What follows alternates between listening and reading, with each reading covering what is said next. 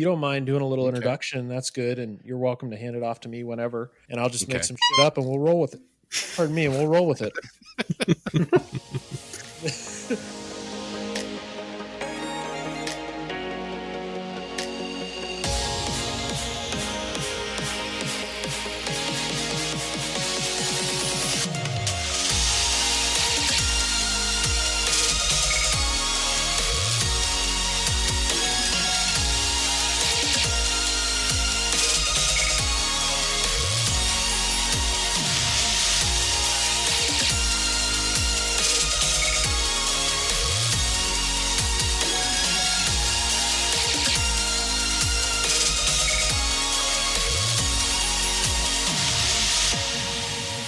Welcome to episode 19, everyone. We have a massive show for you today.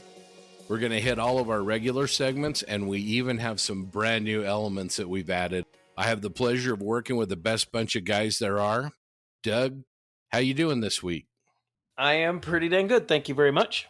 TJ, how are you, man? I have never been better. John, how you been doing, man? A little tired from work, but I'm headed to Disney tomorrow, so I'm stoked. So by the time this episode drops, I'll be probably tired as hell from going to all the parks. Well, today's episode... Hold on, Scott. How are you? Yeah. I'm good. Today's episode is jam-packed with scale modeling goodness. We feature another of our Plastic Posse podcast exclusive Roundtable segments. And like everything else in this episode, this one is big.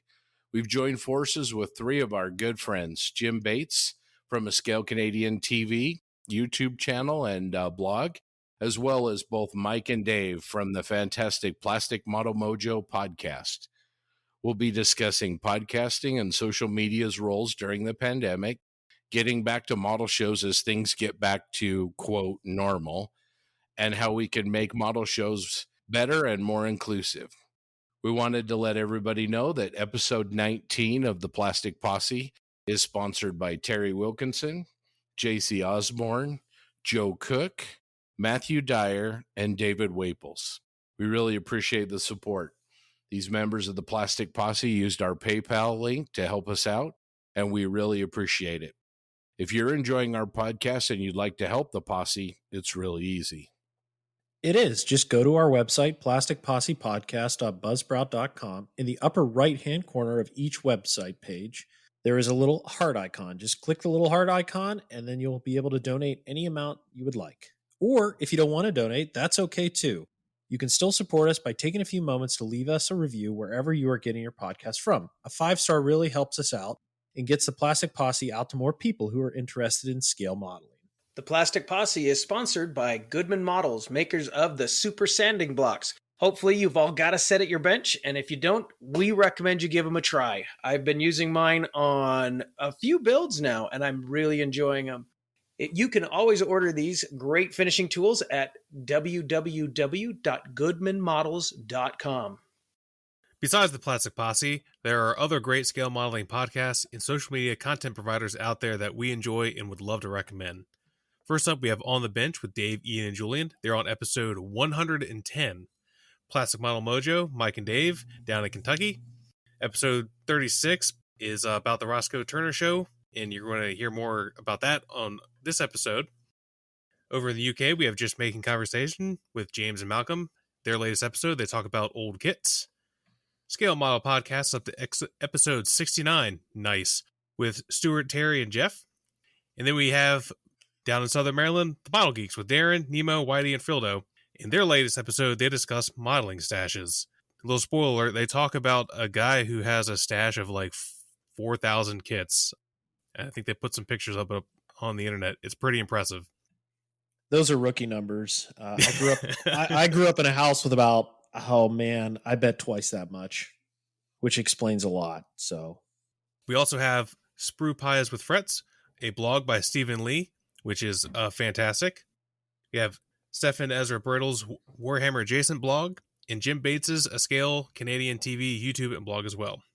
Doug, what does our feedback look like for the posse this week? Well, we've got quite a few notes from folks this week. I'm sorry, Olivier Aubalt. I hope we got that right. He's writing from France. He told us he discovered our podcast a few weeks ago, and he's been totally hooked by the concept and the content. He really liked the interview with Spencer Pollard, and he was also happy to find an interview with Will Pattison. He's really enjoying the social media shout-out segments, as well as our local hobby shop shout-outs, and he's discovered a lot of great content creators as a result. He also likes our audio quality, and the flow of our podcast makes it easier for him to follow, as English is not his first language. He also let us know that he has an Instagram account named Aero Models, AERO_models, and a Facebook page called Oliver's Models. You can just find Oliver's Models on Facebook. And he sent us several pics of his recently finished and beautifully done 1/32 scale Tamiya Spitfire Mark 9 in French Indo-Chinese markings.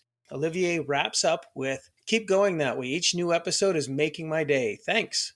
David Wapples writes in with some feedback on our interview with Spencer Pollard. He said he enjoyed the interview and wondered if it was the easiest interview we've ever done. I think he was referring to how passionate Spencer is about his craft and how easily he spoke to the questions that John and Scott asked. He continues by thanking us for that interview and says he has listened to all of our episodes while he's at the bench. He likes that each show is a little different, and he says he has picked up some great ideas. He concludes by saying that he appreciates the work we put into this podcast. He helps out with his club Zoom meetings and blog posts, and he knows it takes a lot of effort. Thank you so much, David. Ray Davis, he's an original Posse member from Down Under. He sent us some audio feedback saying he liked the Spencer Pollard interview, and he continues to listen to the show. We are his companion as he works the graveyard shift. Thank you so much, Ray. Shout out to you and the family. Timothy O., a first-time commenter, writes in with this. Just listened to 17 and 18 back-to-back. Amazing awesomeness. Enjoyed it all. Always great to hear what makes other modelers tick. Thanks, Tim, and welcome to the Posse. Brian Quinter writes in to say he really doesn't have a style, and that as someone who is still learning and striving to get better, having a style isn't a luxury he can afford. Love your podcast and keep them coming. Thank you, Brian. James Can of LPJ Models wrote in. Awesome pod, guys, and the interview with Spencer was great listening. I'm enjoying getting to know the ins and outs of the industry as well as the model talk, as well as finding new modelers to follow. Appreciate the shout out too, and keep up the great work. Thank you, James. Craig Lowther, Mark Sprayberry, Mark Ewing, Kevin Kelly, John Stimmitz all wrote in to say that they also loved episode 18 and the interview with Spencer. Really glad you guys all enjoyed that. We'll do our best to keep bringing you engaging interviews to listen to. Henrik from Germany is back and says, "Hey guys, just passing by again to say how amazing the podcast is. I've been following the podcast since episode 1, and there is no other podcast with such good content. One amazing interview after another. Good talk and an amazing sense of camaraderie." Oh, thanks, man. I don't like them that much, but I guess I can put on an act. Keep on, and greetings from Germany. Thanks, Heinrich. No, thank you. Appreciate it. Scott Pasishnek wrote in and said, "I think you're my favorite podcast next to On the Bench. I really enjoyed your recent interviews with Rick Lawler and Spencer Pollard, both of whom I have mad respect for as fellow modelers." Thanks a lot, Scott. Appreciate it. And the small soldier continues on. You do great work, man. Thanks a lot. And then over on Instagram, my cat Kylo made an appearance because he was sitting in my lap when we were recording, I think the episode before this one. He was a big hit with lots of followers. And then a lot of our longtime followers, Man of Many Hats, Plastic Model Dude, and Tim's Vignettes also commented that episode 18 was really good and they enjoyed it. And then Doug's Bondi X-Wing got a ton of love on our account. Nice. It is looking really sharp, Doug. Thanks, guys. I'm really enjoying that build. It's a lot of fun. All right, that will wrap up our feedback for this week. Please keep talking to us. Keep sending us your thoughts. Any questions or comments, you can leave those on our Facebook page or at plasticpossepodcast@gmail.com. JB has a new segment to introduce. Tell us what we got, JB. Thanks, Doug. Yeah, this episode, we're going to try out a new segment entitled Modeler's Minute, where we go around and talk to some of the modelers that we see every day on social media or websites. This first episode has Stanley George, great modeler, super nice guy, and just all around good character. And we're really happy to talk to him. Unfortunately, I didn't make the interview, but I did listen to it, really enjoyed it, and I'm sure you will too.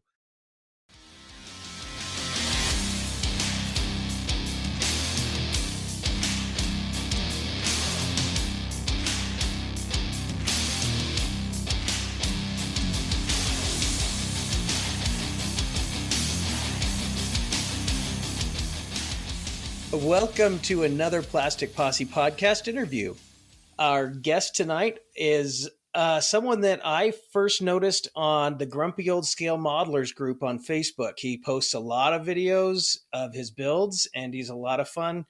So when Scott said we were going to do interviews with our podcast, the first person I thought of was Stanley George. And so welcome to the podcast, Stanley. Oh, thank you. Thank you. It's an honor to be here. I'm shocked. Oh, it's our honor. We really appreciate you taking your time, and we'd love for you to tell us a little about yourself. Stanley George, 42 years old. I recently, back in 2018, I retired after 20 years in the Army. My wife actually got me back into the hobby.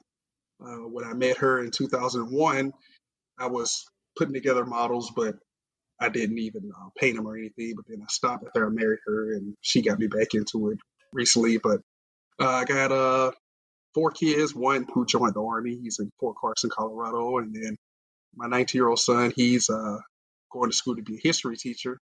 And then I have my 15-year-old son, and my youngest is my 13-year-old daughter. Pretty much it. Right now, I don't work since I retired. I've just been going to school to get my business management degree and also get my certification in project management, and then throw out my resume and hopefully become a DoD contractor. So, yeah. We were going to ask you how you got into modeling. How did you start when you were younger? How did you get into modeling? Let's see. I think I had to be around 12 or 13 years old. My sister, she took me and my twin brother to Walmart, and she said, "Hey, I'm going to buy you all a toy. What do you want?" And I saw this A-10 Thunderbolt, and then I was already really big into airplanes and jets. I used to, back in the day, and I know y'all probably remember, that show used to come on Discovery, Wings. Great. Yeah, I used to watch that all the time religiously. And so I saw that A-10 Thunderbolt, and I'm thinking that it was an actual toy. So I told my sister, I said, "Hey, I want this." And she said, "Are you sure?" And I was like, "Yeah." And so when I got home, opened it up, I see parts. And I'm not gonna lie, I was upset, but then I started reading the instructions, and I start putting things together with Elmer's glue. And I'm from a small town in Georgia. The name of the city I actually was born and raised is Eastman, Georgia. I didn't know nothing. Think about this is like 1991, 1992, and in a small town, I didn't know nothing about models. But it lit a fire. And then I started going to Walmart, buying models, especially when I got my first job at working at Dairy Queen. So I would go and buy models and bring them home. I ended up buying some actual cement, and I would just put them together. I didn't paint them or anything. And I did that from 92 all the way up till I graduated in 1998.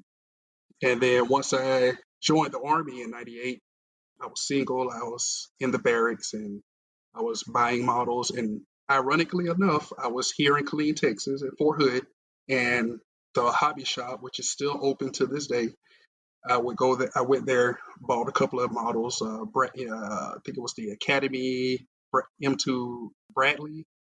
I got the Apache, and I think about 2 or 3 other kits. I can't remember, but I put them together, and I would leave them on my furniture in the barracks. And then my first sergeant, he would come through and do his barracks checks once a week, and he would call me out during formation. And he's like, "Private George," and I'd be like, "Yes, First Sergeant." He'll say, "Leave your toys. I like to play with them when I go through and inspect your room."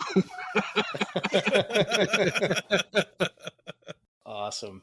Yeah, but so when I met my wife here in 2001, and I moved in with her, I stopped building.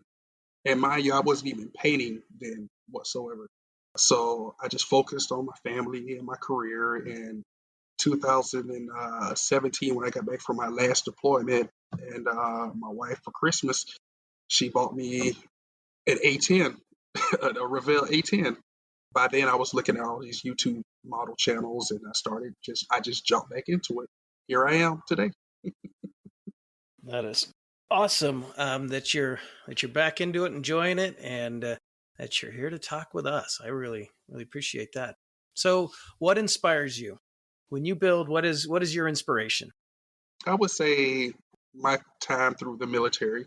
Even before I joined the military, my older brother, he joined in '86, and he was in 82nd Airborne, and we would go to Fort Bragg and visit him, and I would see all these military vehicles, planes, Discovery Channel wings, Top Gun. Even to this day, when I was in the military and all the way up to now, things that type of things inspire me. Being around those military vehicles and getting to chance to at least try to recreate what I saw. As far as other things like Gundam, I do Gundam sometimes. I'm starting to get more into those. So I guess you could say anime, things like that. Also, being able to be in my own little space, away from all the troubles of the world, it helps me out a lot. I noticed in your videos, you give a lot of helpful tips, and you actually have a really good singing voice too. I just be acting silly. As far as the tips, I started doing the videos just on a whim, I guess you could say. I would see, I think the very first model group I was a part of was the Plastic Models Group. Then I went to Grumpy, and this was in 2017 when I was in Kuwait. So when I got back from Kuwait, it just clicked in my head, hey, why don't you just post a video of what you're doing? And my thought process was, yeah, I'm not as good as a lot of these other fellas, but I don't care. I just want to, just bring the more fun aspect of building models out there. And I do a lot of I look at a lot of channels on YouTube and I learn from those personnel and then things that I can think of and then through trial and error get a little better. So I just throw my little, I guess you could say 2 cents out there of what I did and hopefully, somebody if they like it, they can try it and then if they get it, hey, score one. Who are some YouTube guys that you like to follow or channels that really inspire you? Let's see, Plasmo. Plasmo, I guess you could say that would be my number one go-to. Yeah. I love his enthusiasm and the different things that he does. Uncle Night Shift, his same thing with him. Alex Modeling, watch a lot of his. Skeleton, it's a whole bunch. It's a whole lot of others. And another one that I really like is I listen to your guys' podcast a lot. I don't remember if y'all ever mentioned this guy or any of your guests mentioned him, but Max Models. He's a real good modeler, but he is like a wealth of knowledge when it comes to the modeling industry. He even releases videos of the model companies, Revell, Aurora, all those guys. He has those videos. I learn a lot about the model industry, how it started, things like that. So yeah, so that's pretty much a lot of the guys that I watch on YouTube. Well, you have really, really good taste in YouTube creators, that's for sure. Thank you. Yeah, I think everyone we've ever talked to mentions Martin Kovac. People must think he pays us to have that happen or something. I don't know. Another one I started recently watching is Laser. I think it's Laser. Laser Creation World. There you go. Him. Yeah. Those are. I love those videos. They're mesmerizing. Yeah, exactly. He does some awesome stuff. As a matter of fact, I was watching one of his videos where he was doing the 50s model Chevrolet, the Coca-Cola one, and I just happened the next day to go to Hobby Lobby, and I was looking, and they got that exact same kit there. So I bought it, and I'm gonna try to recreate what he did later on. While we're on the subject of YouTube and YouTubers, what does your future hold? Do you see yourself doing YouTube? Yes, I do. As a matter of fact, as a full-time thing, not really. I'm not trying to plan that far ahead. My short-term goals, I guess you could say, would be to start a channel. My thing is to just build a model and speak over that while I'm doing it to show people exactly what I'm doing. But the little difference is I want to show exactly everything that I do. I don't want to edit it down to like say 20 minutes or 15 minutes or something like that. I want it to go as long as I guess YouTube would let me do it, and it's for my first videos or whatever, I guess you could say. Cool. In the meantime, you'll still continue with your Facebook videos on the Grumpy Old Scale Modelers page? Oh, yes, most definitely. Awesome. Awesome. Always enjoy that. I'm really happy that y'all enjoy those, because when you all originally reached out to me, I was like, I read to my wife, I said, honey, I want to get this podcast. They want to, interview me. And she was like, do it. So, and I really appreciate that. I really do. I wasn't expecting any of this. I get a lot of comments on Grumpy, and I also get a lot of messages through Facebook from members of Grumpy, and they would ask me, hey, this is what I'm doing. What do you think I should do here? What do you think I should do there? And then I would always lead up to the first thing I would tell them would be, hey, I'm not a professional. I'm just something I learned when I was in the Army. I just jump in the fire with both feet. I just go from there. So you mentioned the Coca-Cola truck that you just picked up, and kind of branching off from that, what do you have a favorite kit, or at least a favorite like manufacturer? Like when you want to build something, is there a particular brand that you just kind of gravitate towards? I think as of right now, since I got back into the hobby in 2018, I have two manufacturers that I do somewhat gravitate to. Three: Ming, Dragon, and Rifle models. Those are all three good choices. Yeah. The reason why I say that is like with Dragon, what I love the best about Dragon is they're very detailed, in my opinion. What I don't like is about Dragon is their instructions. Amen. Yeah, I think that's pretty much universally acknowledged that they have the worst instructions. Yes, and the main thing is that they what gets me is that they show one side, but they have the other side in parentheses, and I'm sitting there like, what? When it comes to Ming, I did earlier in 2020, I did the M2 Bradley, and that was my first ever Ming kit, and I really enjoyed it there. The instructions, the detail, all of that. And the same thing with Rifle models. I did the MATV.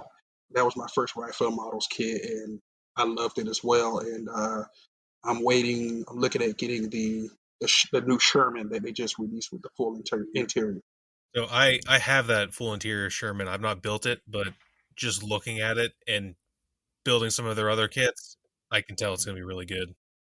As a matter of fact, I have one of my local hobby club battle buddy. He has that kit, and he showed us at a meeting, and I tried to buy it off of him.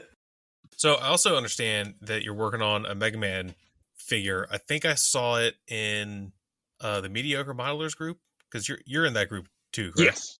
So I'm in Grumpy Scale Modelers, Mediocre Modelers, Advanced Modeler Techniques group, International Modelers group, All Things Scale Modelers, ATS, Plastic Modelers group, and the Bunker model group, aircraft carriers and battleships. So have you built an aircraft carrier or a ship? Yes. As a matter of fact, I just got completed about a week ago the Academy 1 in 800 scale USS Carl Vinson. And nice. My battle buddy from when I was in the Army, he also does models, but he just sticks with cars. So he messaged me one day and he said, hey, I got a 1 in 800 scale Carl Vinson that, because his son just joined the Navy. He just he's stationed on the Carl Vinson, so his daddy, he contacted me and asked me if I could do it for him. He bought the kit, sent it to me. I was like, I have an idea here, because I had just watched a video that Plasmo had posted where he did his own wooden base with the ship with the pedestals, and I said, yeah, I want to do that. So I did it for him, and I posted it all on Grumpy and stuff, and he loved it. So when you choose your next kit, do you choose it based on what you want to do, or do you let the fact that you're going to do a Facebook video about it, does that influence your decision on what your next kit's going to be? As far as the Facebook video, no, that doesn't influence me. It's a array of different things, I guess you could say. For example, I want to say, I think it was last year, or it might have been 2019. Excuse me, my memory is kind of crazy sometimes, but I remember I did a lot of armored vehicles, a lot of tanks. And I said, you know what? I need to lay off doing tank, do something else. But it could be something as simple as me watching a documentary, or in one of the groups, All Things Scale Models, the guy that started it, Vincent, he does at least once a month or once every other month, we do group builds. And so we pick out a subject and he chooses the subject. And so we go from there. Hence, this group build we're doing right now is cinematic group build. And I said, you know what? My son bought me that Mega Man X kit for Christmas last year, or excuse me, Father's Day last year. And I said, you know what? Now's the perfect time to do it. That influenced me. And also, another thing that influenced me would be YouTube modelers.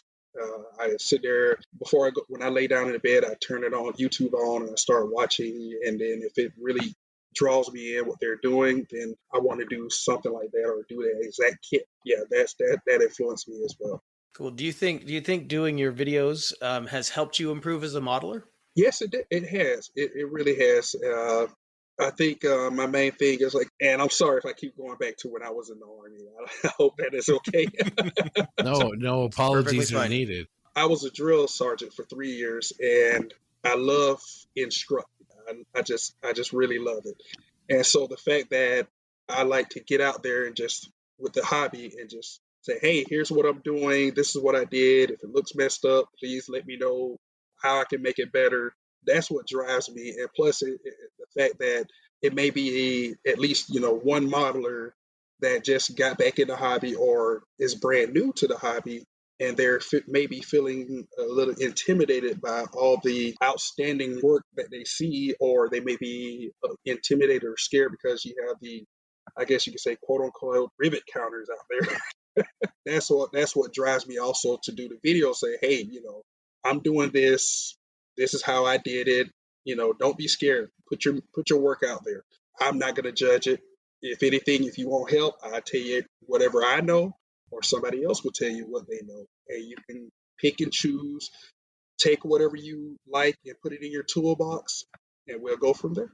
And my main thing is to elevate the hobby here in the United States, since it's nowhere as near as big as it is overseas. That's awesome. That's terrific that you're trying to contribute in a positive way. It's something that our podcast, we really love this community that we're building, and we try to be positive the same way as like what you're doing. And there's real power in collaboration. We've talked about that with several of our guests, where today's modeler can actually get out on Facebook. And in the past, where you could kind of go buy a magazine, or if you were lucky enough to have a buddy do it, you could talk to them. But now we can get out there and look at Stanley George's Facebook page and check out what he's doing and learn some tips from him. And like you said, hop on and watch a Plasmo video, and then actually reach out to Plasmo. And most of the time these guys will contact back and give you some help and advice. So that's awesome that you're contributing to that community in that way. Oh, yes. Thank you. Yes. And I want as many people to get into the hobby. And I guess you could say, and I'm pretty sure you all saw this video before, that the CEO or the owner of Tamiya posted when he's talking about, because of the pandemic that's going on, that the industry has boomed. The model industry has boomed. And he says that, the demand is so much higher than the supply that he has. And I was like, that's a good thing. I mean, one thing I learned, they say always hunt the good things. And when it comes to the model industry, the good thing, given the stuff that happened, the pandemic that happened last year and slightly it's still going on this year, more people are getting back into the hobby, and people are actually picking up the hobby. And I hope the fact that they are doing the hobby now, I hope that continues. Definitely. Well, you and I have a common love of music, so I'm going to ask you a question. I'm hoping you're going to give me the answer I want here. But when you're modeling, are you listening to music while you're at your bench? Yes, I am. Oh yeah, you're my guy, man. That's awesome. So what are you listening to? Oh my God, I listen to a different array of everything. Obviously, I listen to hip hop, mostly from the late '80s all the way up to the early 2000s. I listen to heavy metal, rock and roll, country. I'm a huge Johnny Cash fan. Nice. Okay. Yeah, good choice. I listen to classical music because I was heavily into being in the band when I was in our middle school to high school. So I'm a real big band geek, I guess you could say. I also listen to international music. I like a lot of Indian music. And it's, speaking of heavy metal or rock, I guess you could say, I love Rammstein. Nice. I also love that group from Russia, Little Big. I love that. Man, that's quite an eclectic mix. That's awesome. Oh yeah, gospel music, blues, old school music from the 1920s. Even before that, even some music that was around that they played a lot during World War One. So I think it all depends just what I'm feeling for that night. That's awesome. We have Nats coming up.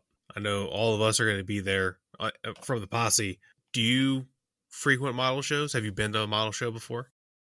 Oh yes, definitely. When I got back into the hobby, and I was at the hobby shop here, and a guy, this was 2018, and a guy, he told me that we have our local hobby club, and I didn't know nothing about it, but I went and I joined them, and I'm part of them. And ever since I joined them, I went to try to go to all the hobby shows that they have here in Texas.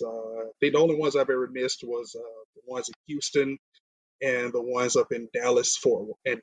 But they have shows in San Antonio, Austin, Georgetown, those areas. Yes, I've been through a lot of them. Is there any chance we'll be seeing you at the Nationals show in Las Vegas this year? I hope so. The plan is that I do want to go. As a matter of fact, I talked it over to Commander of the House, my wife. Our 20th wedding anniversary is in July. And I know as of right now, the Nationals is still going to be at the end of July to early August. She wants to go to Vegas, and I want to go to Vegas. So we will see. I hope so. I was really upset because I wanted to go to last year because it was going to be here in San Marcos, Texas. And that's right outside of Austin, right down the road from me. That's the plan, is to go this year. If not, I'll definitely be going next year because they're going to hold it in San Marcos. Well, I hope, I'm sure I'm speaking for everyone here, but we hope to see you out in Las Vegas because it's the first one for myself, Scott, and Doug, and we are so looking forward to it. It's not even funny. Yes, I am too. And like I said, I'm praying that I'll be able to go to it. I've competed in only one show since I got back into the hobby. That was at Georgetown. This was in 2019, and they had it was our AMPS show, and we only do it one. They only do it every other year. I actually walked away with a third place medal, and it shocked me. I did the Dragon M48 AVLB, the armored bridge layer. I wasn't expecting to win. I just entered it for giggles and third place. So I was like, hey, cool. Have you ever participated in a show as a judge? No, I haven't. We have in my hobby club here, Central Texas Scale Modeling Club here in Central Texas, and we have two personnel there, their husband and wife, and they judge. They judge like crazy, and they actually taught me a lot when it comes to judging. But I never did it, but I did every hobby show I went to. I would listen to some of the judges I would follow them and listen to what they're saying, and some of them, a small percentage, I really didn't agree with. I felt my inner, I guess you could say, drill sergeant about to come out on them.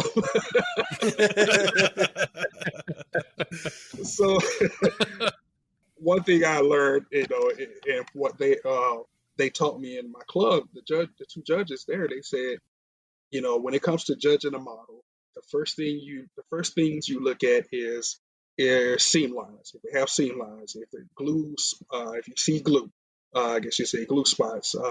If it's an armored vehicle, or all the roll wheels touching the ground. If it's an airplane, if the wings, your basic stuff like that. When it comes to painting, is the painting consistent? Somebody, look for if somebody put their heart and soul into doing the overall camo of the plane, but when it gets to the ordnance, they just rush through it. Things like that. I look at stuff like that when I was at those shows, and I would listen to those judges. And one thing that really, really, really ticks me off is when a judge says, "Oh, that's not the right color," or "A plane isn't that dirty." Or if when I was on an aircraft carrier, I was like, it ticks me off. It really upsets me because with modeling, in my opinion, when you're putting together scale models, is that there's an artistic form to it as well. If somebody does say an F-14, they do an F-14 Tomcat, and they want to dirty it up, they dirty it up. That's fine. It shouldn't be an issue. Same thing when it comes to armored vehicles, tanks. I learned going through to the AMP show that a lot of the judges, they like to see the tanks beat up and weathered and mud thrown all over the place. If that's what the modeler wants to do, that's fine. If the modeler doesn't want to have a tank that's all dirty and muddy, that should be fine too. That should not be a prerequisite to doing that certain type of model. And that's just my pet peeve.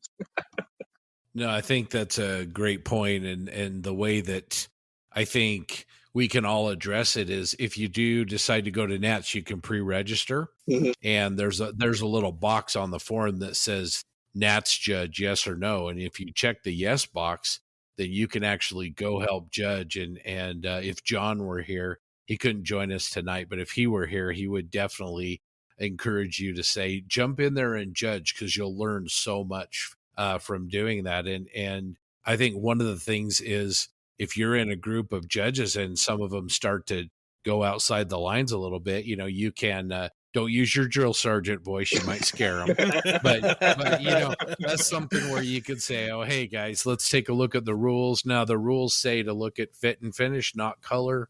So let's not judge on that, and then kind of move on. It's those little things, like you said, you want to encourage people to come into the hobby and enjoy the hobby. And if judges are doing like that, sometimes that could be a really negative experience from the modelers that have, got the courage up to go ahead and bring their model to the show and share their work with everybody.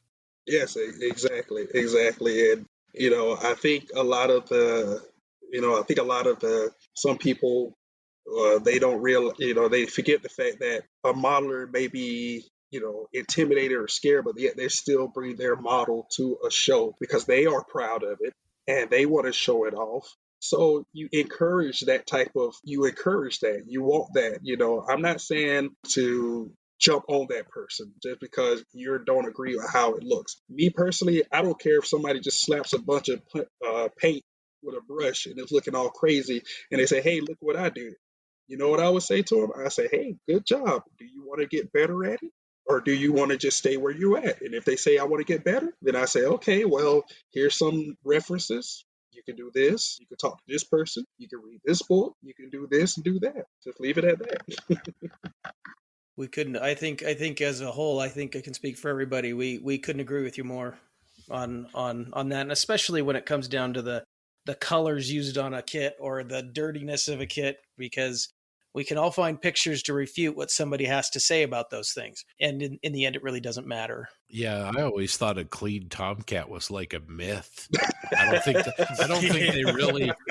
they really exist in the wild.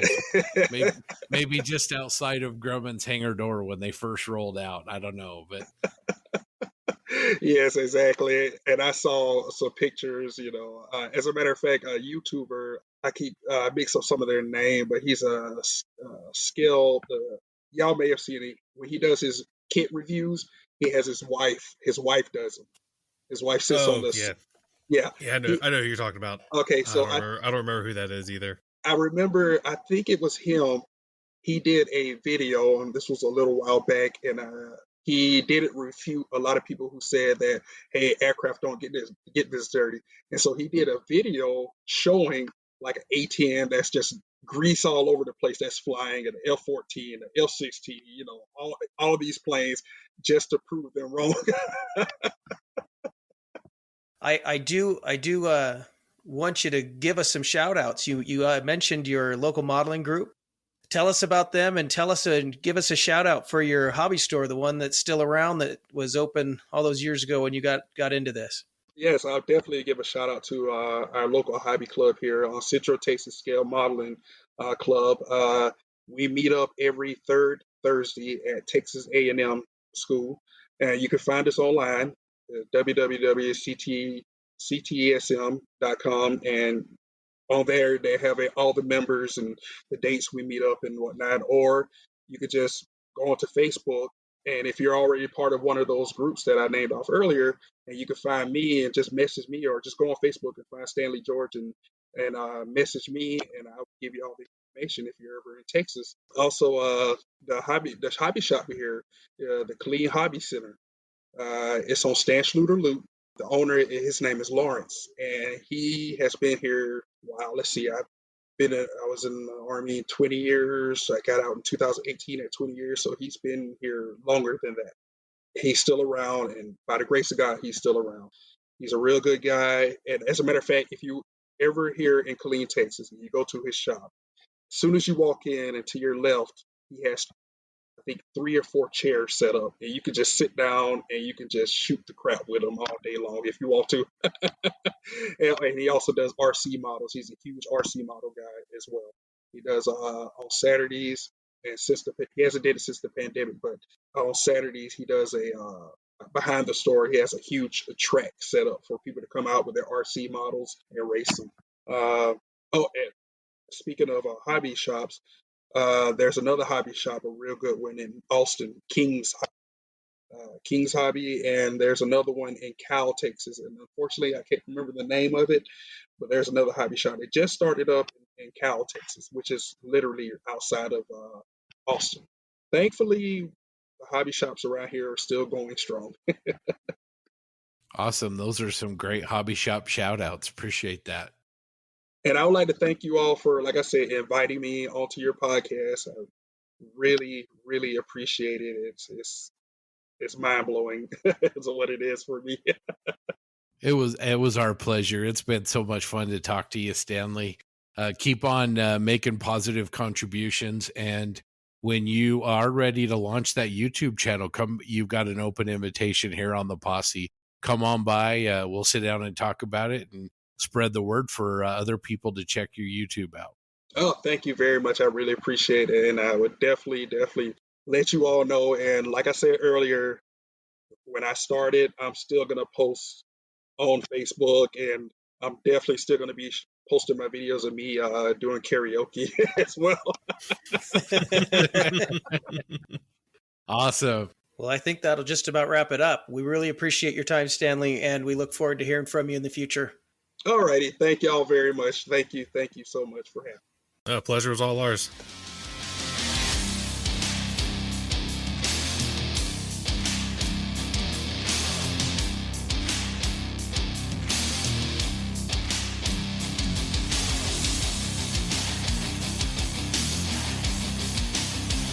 All right. Well, hopefully you guys enjoyed that new segment. We're going to bring more of those to you. I mean, that interview with Stanley was obvious that he's pretty passionate about what he does, and he's a super positive guy. We really enjoyed talking to him. So, Stanley, thanks for that. And then listen for more of those to come in upcoming episodes.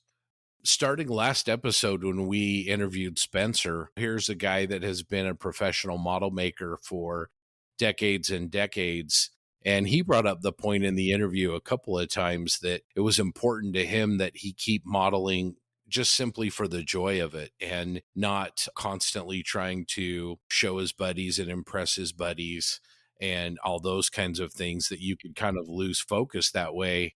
And there's been a bunch of different discussions, both on our page this week and in other Facebook pages about this same topic. I also came across a really great video that Adam Savage did where he was listening to some reader feedback, and he got kind of asked a question about this topic, and I'm actually going to play a snippet of what he said. So here's that clip. The real question to ask is, are you happy with the product? If you're happy with the product, but there's parts of the process that you feel could go smoother, well, that's a worthy line of inquiry. I'm just always wary about the comparing mind. Like, is that person's experience better than mine? Are they doing more that I should be doing? All of those shoulds. And look, comparing mind is a real state of mind. And it's one that is very, very culturally prevalent. It's very American, the comparing mind. How are they doing in relation to me? How am I doing in relation to them? And it's a very toxic mindset. I know people that get depressed when they see movies with great screenplays because they write screenplays. And a good one depresses them. I don't understand at all.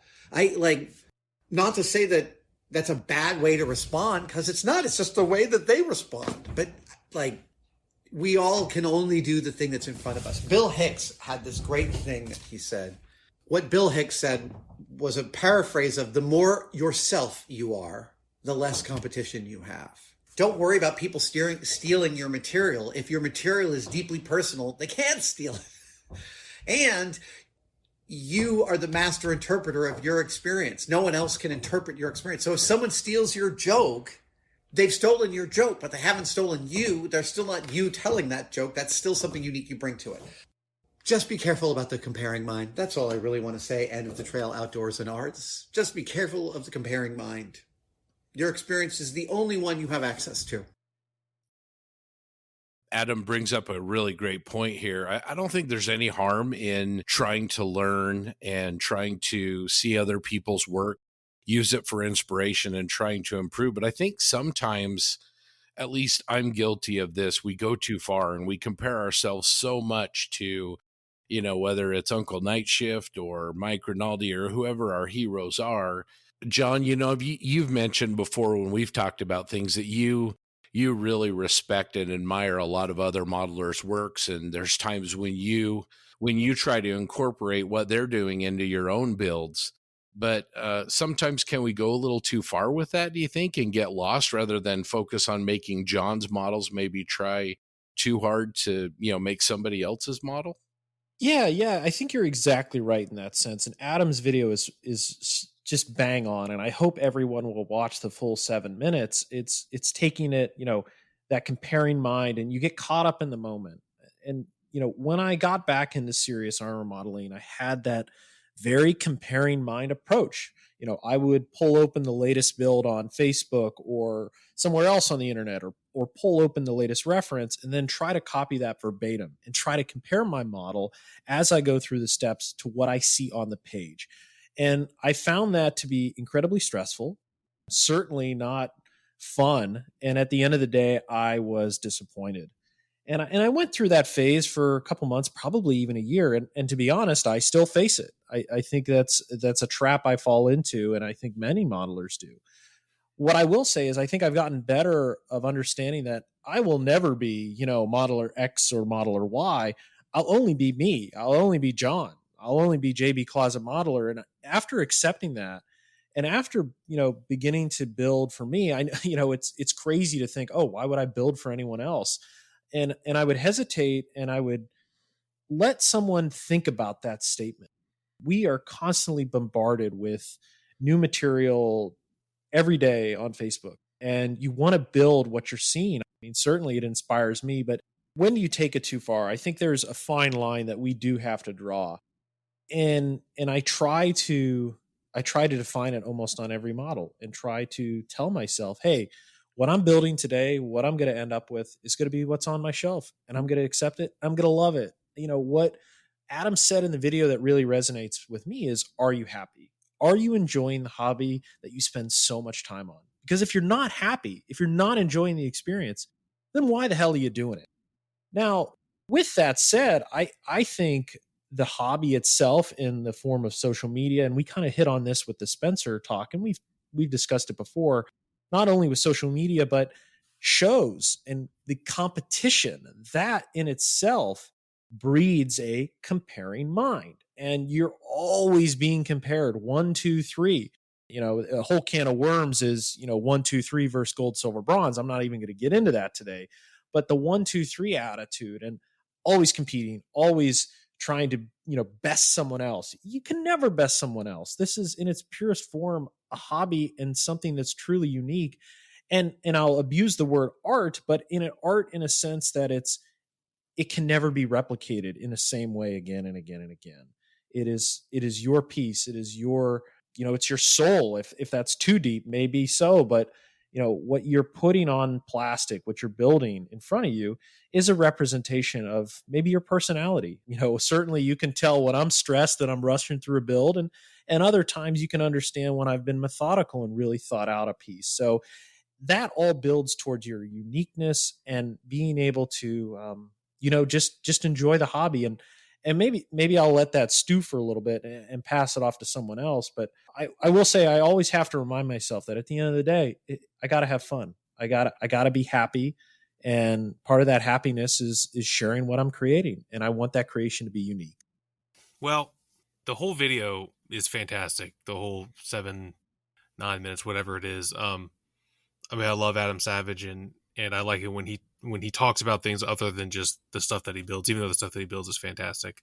It's funny when he mentioned that he knew people that get depressed, if they're a screenwriter and they go see a movie that has a great screenplay and they're depressed. I've seen that a lot in scale modeling groups where people are they get down on themselves because they see people that are better than them, and I've seen it in forums too, but even before Facebook, and that's just that's an alien concept to me. That doesn't make a lot of sense. Of course, that doesn't mean the way they feel isn't valid, because it most certainly is. Yeah, I just thought that was interesting that I guess that does exist elsewhere outside of our hobby. I don't ever feel that way. I suffer. Suffer is kind of a strong word, but the comparing mind is pretty active in me, like, all the time. But I use that as a way to try to get better. I compare myself to everybody, and when I see someone that is way more talented than me, I compare myself to them, because I look at their work and be like, okay, well, maybe one day I can do that, even if it's not today, and I'm okay with that. Scott gets on me a lot because the way I feel about my, say, Warhammer miniatures, they are what they are, and I know that there's people way better than me, just full on legitimate artists that I will probably never be, and that's okay, because that doesn't bother me. Maybe one day I'll get there, maybe one day I won't. I don't know, because I don't care enough about it to get there. But yeah, that was a really good clip. It's funny when you sent that to me, Scott, because I had already watched it. Doug, what do you think about this? Well, I'm trying to think of the things that I compare myself to others with that actually can bring me down, and that comes to subjects that I don't know a lot about. That's why I struggle with armor. We've got armor guys in this group. You guys are great. You guys make some really amazing stuff, and I see it, and I look at what I'm doing, and I don't even know how to replicate that. No matter how many Uncle Night Shift videos I watch, I still feel like I can't do that. So it keeps me away from armor, even though I've got quite a few armor kits. But then I look at Star Wars stuff, and most people, if you've been listening to the show, I'm a big time Star Wars fan, and I build an awful lot of Star Wars stuff. And I'll look at what other people are doing, and that is an inspiration to me, because I can see it and almost immediately see a way that I can get a similar result. I also realize that I see Star Wars builds, a Millennium Falcon, an X-Wing, an AT-AT, whatever, where I see people that have done things that are better than what I do, and that's fine. I actually love to see that. But I'm also okay at picking out stuff that I think, you know what, I can do that better, or I've done better. And I don't think that's me being pompous. I just realize that some people are better at some things than I am, and I can be better than average at other things too. And so those are things that I think are healthy on my part. And I don't think there's anything wrong with those as long as they encourage me to improve. Those are great thoughts as well, Doug. I mean, you guys, I think the key is we've all kind of talked about it. I think is as long as we're enjoying what we're doing. I mean, you take the improvement aspect and the inspiration from other people aspect, and those are both really great things as long as you're still able to really enjoy not only what you're doing, but kind of where you're going and how you're improving at any one time.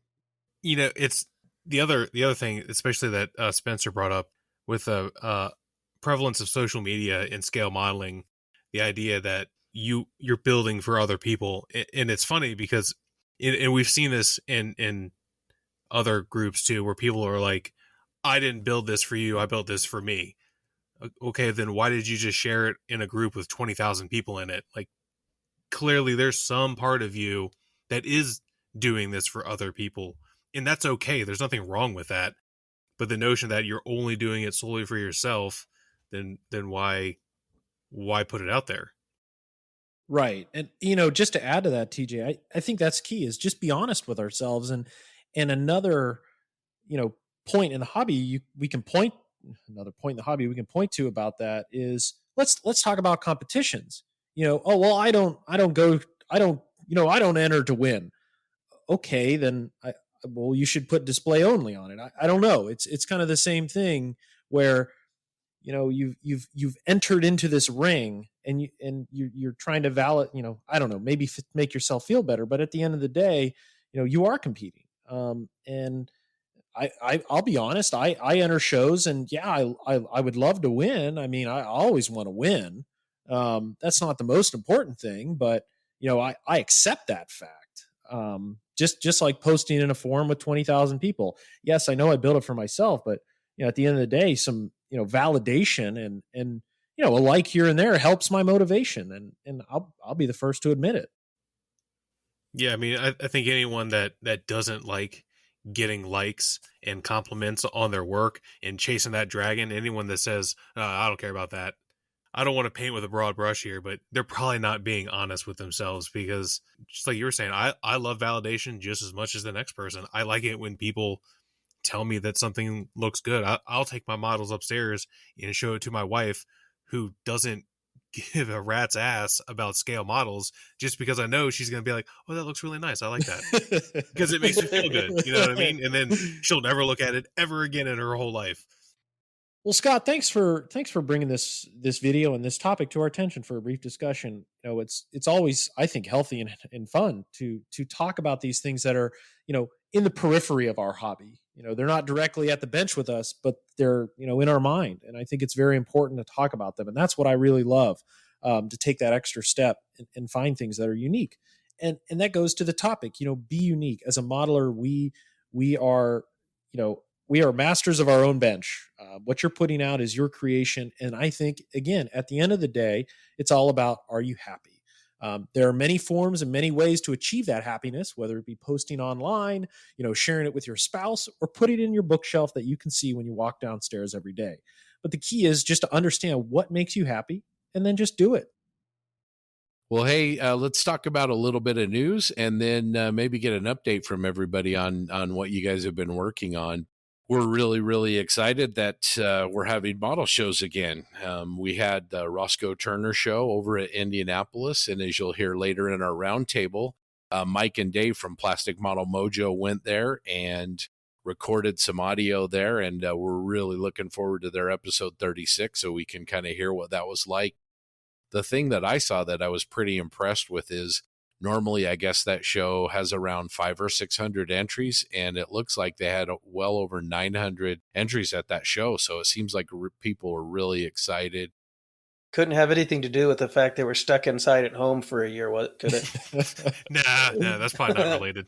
Yeah, I certainly followed the show and looked at a bunch of pictures. The Plastic Model Mojo guys posted some, and then the benefits of Facebook of people posting live, and it looked, super busy. Also, a lot of respect. There was, social distancing and masks, and just looked overall a really good and, as safe as they could make it show. So I look forward to attending one soon. just fingers crossed when it comes.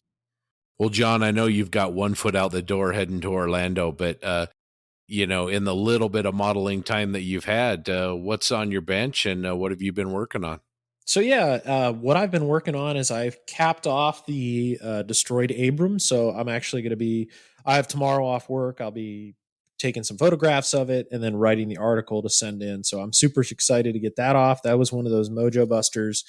The U9 is still chugging along. I'll probably do a little bit work before I head south. And then today I started Tamiya's 148 scale T3485. Gorgeous kit. I'm doing it as a modern day Yemen vehicle. So I'm taking the road wheels from their T55 kit and then doing some other minor modifications to make it that vehicle. But yeah, that's what's going on here. Doug, what's going on over on your new bench? Well, that Blue Squadron X-Wing should be wrapping up here in the next week or so, and I'm very excited about that. It's a lot of fun, simple kit, and I'm really enjoying it. I'm hand mixing all my paints, mostly with Tamiya paints, and just adding a little here and there to make them the shades and colors that I want. And then I am making slow but steady progress on the, I don't know if you've heard about it. There's this little kit. It's called the Bandai Perfect Grade Millennium Falcon. It's just this little thing, and it's awesome. I tell you what, I think I told Scott and TJ the other day, I took 15 minutes alone just alphabetizing the sprues so I could find them easily. But it's typical Bandai engineering. It's just massive with lots of parts, and I'm just having a blast with this thing. TJ, what have you been working on? I have been slowly chipping away on my new Death Guard army for Warhammer 40,000. You've probably seen some of the pictures I've been posting on the Facebook page. I changed up my scheme a little bit. I had a squad of Plague Marines, which are just gross Space Marines. I painted like 2 years ago. They're kind of like this pale green color. I just got finished painting an army that was green, so I want to do something a little different. So I went with like a pale yellow-ish, whitish color with green like shoulder pads. So I'm using the same green that I had, so everything ties together. So I've been working on those. I just finished it's a mephitic blight hauler, or I can't remember what you call it, Scott. A gross demon vacuum cleaner. Yeah, exactly. I don't know what it looks like. It's they're chaos Space Marines, so their machines are like alive. So it's like half living, half like machine. It's gross. It's pretty cool though. So I have that going on, and I'm trying to finish up my T34 for the group build. I'm like almost there. I'm so close. I can see the finish line. I was supposed to work this coming weekend, and that got canceled, so I might have a little bit of spare time, and hopefully I can finish that. And then I'm trying to pick out what my next build's going to be. I think talking with our buddy Jonathan Anderson, we're kind of talking about doing a buddy build and maybe trying to rope Scott in with it too. Either the new Crusader 3 or the Meng Sherman Jumbo, which is awesome.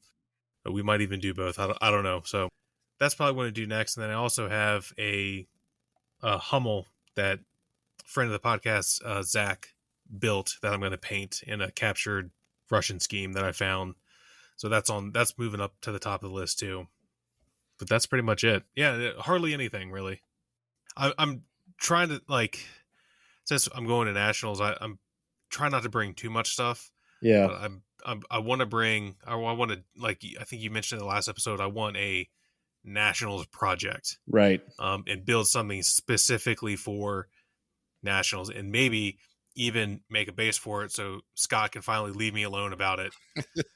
And he can move on and harass me about something else. So I will say that's a double-edged sword, and I'll go off on a tangent. I promise we'll get to you, Doug. But one of the things about nationals, if I'm flying, I don't take bases with my model, or if they're bases, I do a picture frame with felt and I put them in my check bag, and then I cram like 8 or 9 models into a clear Tupperware container that's got shredded paper on the bottom. So if you don't do a base, we can let it go this time, so you can take as many models as you can to nationals.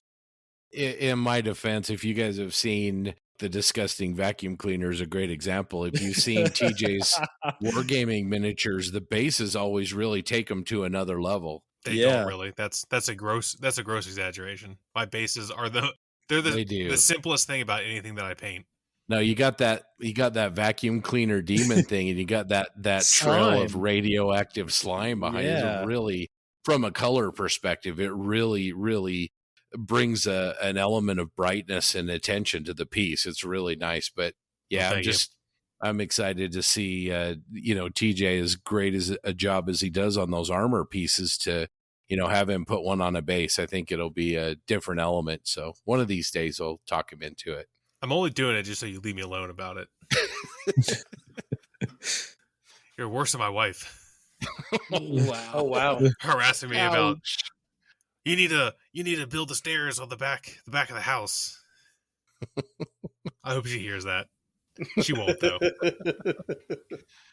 Yeah, I've actually been working on my bench. I've been working on a new piece of armor. It's a Russian Su-76M. It's a lot of fun. Late this week, I've been doing one of my favorite things in the whole world, which is building frial tracks. I know some people don't like it, but man, I'll just throw on some tunes and crank up some metal or something, and then just get out my drills and my brass pins and have a blast. So I love building frials. I don't know why. So character flaw. JB's pantomiming over there on the video chat, but you know what? I'm on your side, Scott. I also like to build metal tracks. I don't know what it is about it. I enjoy it. So let me caveat. I enjoy metal tracks. It's just if I have to drill out every damn one, I'm not enjoying it. That's the difference. I tell you what, I like to think about building metal tracks, but since I've never done it, I don't know. We'll have to change that, Doug, for sure. Yeah, no, I love the drilling. I just separate them out in sets of 10. Like I said, jam some tunes, and man, you're not always in the mood to do that, but when you are, it's really relaxing. Just love it. All right, TJ. Well, let's move on to the social media shout out segment. What you got for us this time? Awesome. So, Instagram's still going really good. We have, I think, well over 1,000 followers on Instagram now, so that's pretty cool. We're getting pretty good interaction from everyone. So, if you're on Instagram and you see us, go ahead and give us a follow. Leave us a comment or a message.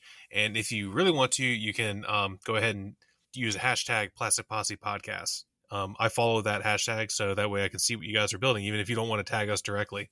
Just use that hashtag, and we'll try to curate some pictures and stuff. And then we also now have entered the Twitter sphere, and we have a Twitter account, and it's at Posse Podcast. It's pretty new. I think Scott started it this week, so we're hopefully try to build up that following as well, because I think in the Spencer interview he mentioned it, and I think I've mentioned it before, like hobby Twitter is a real thing. There's a lot of modelers that use Twitter, so hopefully we can connect with some of those and share our work and build another little community. Definitely. Okay, and starting into the actual social media shout outs, I'm going to start over on YouTube. I just randomly found this channel. I don't think I've mentioned it before, but then after I wrote this, I was kind of worried that I did. So if I did, let me know. But it's a channel called Primed Model Works, and he's currently working on an HO 229, which is some sort of a German thing, if I'm not mistaken. Yeah, like a bomber of some kind. It just looks to me. It looks like the thing from the Indiana Jones movie. I don't think that's what it actually is, but it looks similar to that. But what caught my eye was he did a little diorama display of some kind. I think he did it late last year, and it was Because I Was Inverted from Top Gun. So it was a Tomcat with the whatever it was. I can't remember what is actually in the movie. The F5. Upside, they're on top of the whatever. The MiG-28. Yeah, that's right. Quote unquote MiG-28. It's really cool. I am not the biggest fan of in-flight aircraft displays, just because they usually don't look good. No offense to anybody that does that. That's just my personal opinion. But this was A, it looked awesome, and B, it's from one of the best movies ever, and C, it's from one of the best parts of one of the best movies ever. So that was pretty cool. And as soon as I saw that, I was like, "Ooh, follow or subscribe," because I'm like, yeah, I can get into this. So go ahead and check that out. If you just look for Prime Model Works on YouTube. Yeah, his stuff looks really good. He loves the big scale stuff, 1/32 scale. The HO229 does look really nice. So yeah, he's got me. I subscribe. Okay, and then jumping over to Facebook, I found this guy randomly. I think in one of the miniature painting groups I'm in. He has a Facebook page called Rich's Minis, and he's a multiple Golden Demon award winner. And the Golden Demon is the award that Games Workshop gives in their. I don't know if they do it. Well, I think in the UK they do it every year. They used to hold a painting competition in the United States every year too. I think they're bringing it, or they were going to try to bring it back last year. Of course, that didn't work. So I think it is coming back into the US. It's definitely in the UK, and I think maybe in Europe too. And it's essentially a Games Workshop painting competition. And the winner, you get like a little statuette that looks kind of like a I don't know, one of those awards from one of those dumb award shows. That my brain is not working. It's one of those, but it's like a demon guy, and it's gold, so it's a golden demon. He's a really talented painter, and it was weird being a multi-golden demon winner and being as talented as he has a relatively small social media footprint. He's also on Instagram, also relatively small, and I was really surprised by that because he's damn good, and he does more than just like Games Workshop stuff too. Yeah, he's really talented. Looking at some of his work right now, the bust that he did of Grand Moff Tarkin, and then some of these wargaming miniatures he's painted are just really spectacular. And if I'm not mistaken, I think he sculpted that Grand Moff Tarkin bust as well. I think he mentioned that in a post, which is also impressive because sculpting is like witchcraft, and as far as I'm concerned. All right, and moving over to Instagram, we have Lakeland Models. This is a Swiss airplane modeler, and he focuses mainly on World War II and some modern jet. And of course, what caught my eye is he has a Siamese Berman mix kitten named Yuri. Those are two of the most beautiful cat breeds. My parents have a Berman, and he's awesome. So I saw that, and I was like, "Oh, sweet, that's a great cat." Oh, and also you build really good models. So you're firing with both guns. So he's a Lakeland _ models on Instagram. Really talented guy. As a wild card, one of the ones I wanted to talk about was a group I've been a member of for a really long time. I'm a really big fan of French Armor, and on Facebook, the French Armor Modeling and Discussion Group. If you're interested in Samois or Chars or any of the Renault or other French World War II armor, especially some World War I armor as well. It's a fantastic group. A lot of really knowledgeable modelers and a lot of reference photos as well. The last year or two has really seen a lot of new releases of French armor. Obviously the Tamiya Renault R35 is one of them, and there's been several others as well. That new FCM 36 is a great kit. That's a fairly new kit. So yeah, if you're interested in those French tank subjects, give that group a look. Again, it's the French Armor Modeling and Discussion Group. Thanks a lot, TJ. I really appreciate you bringing those new modelers to the scene. Everyone you introduced, I did not know, so they got a like, subscribe, and a follow from me. So thanks a lot, and we look forward to next time already. All right, well, now it's time for Roundtable number 3. It's going to be on the role of social media and podcasting and also modeling shows. We're joined again by Mike and Dave from Plastic Model Mojo and Jim Bates. It's a great discussion, and hope you guys really enjoy it.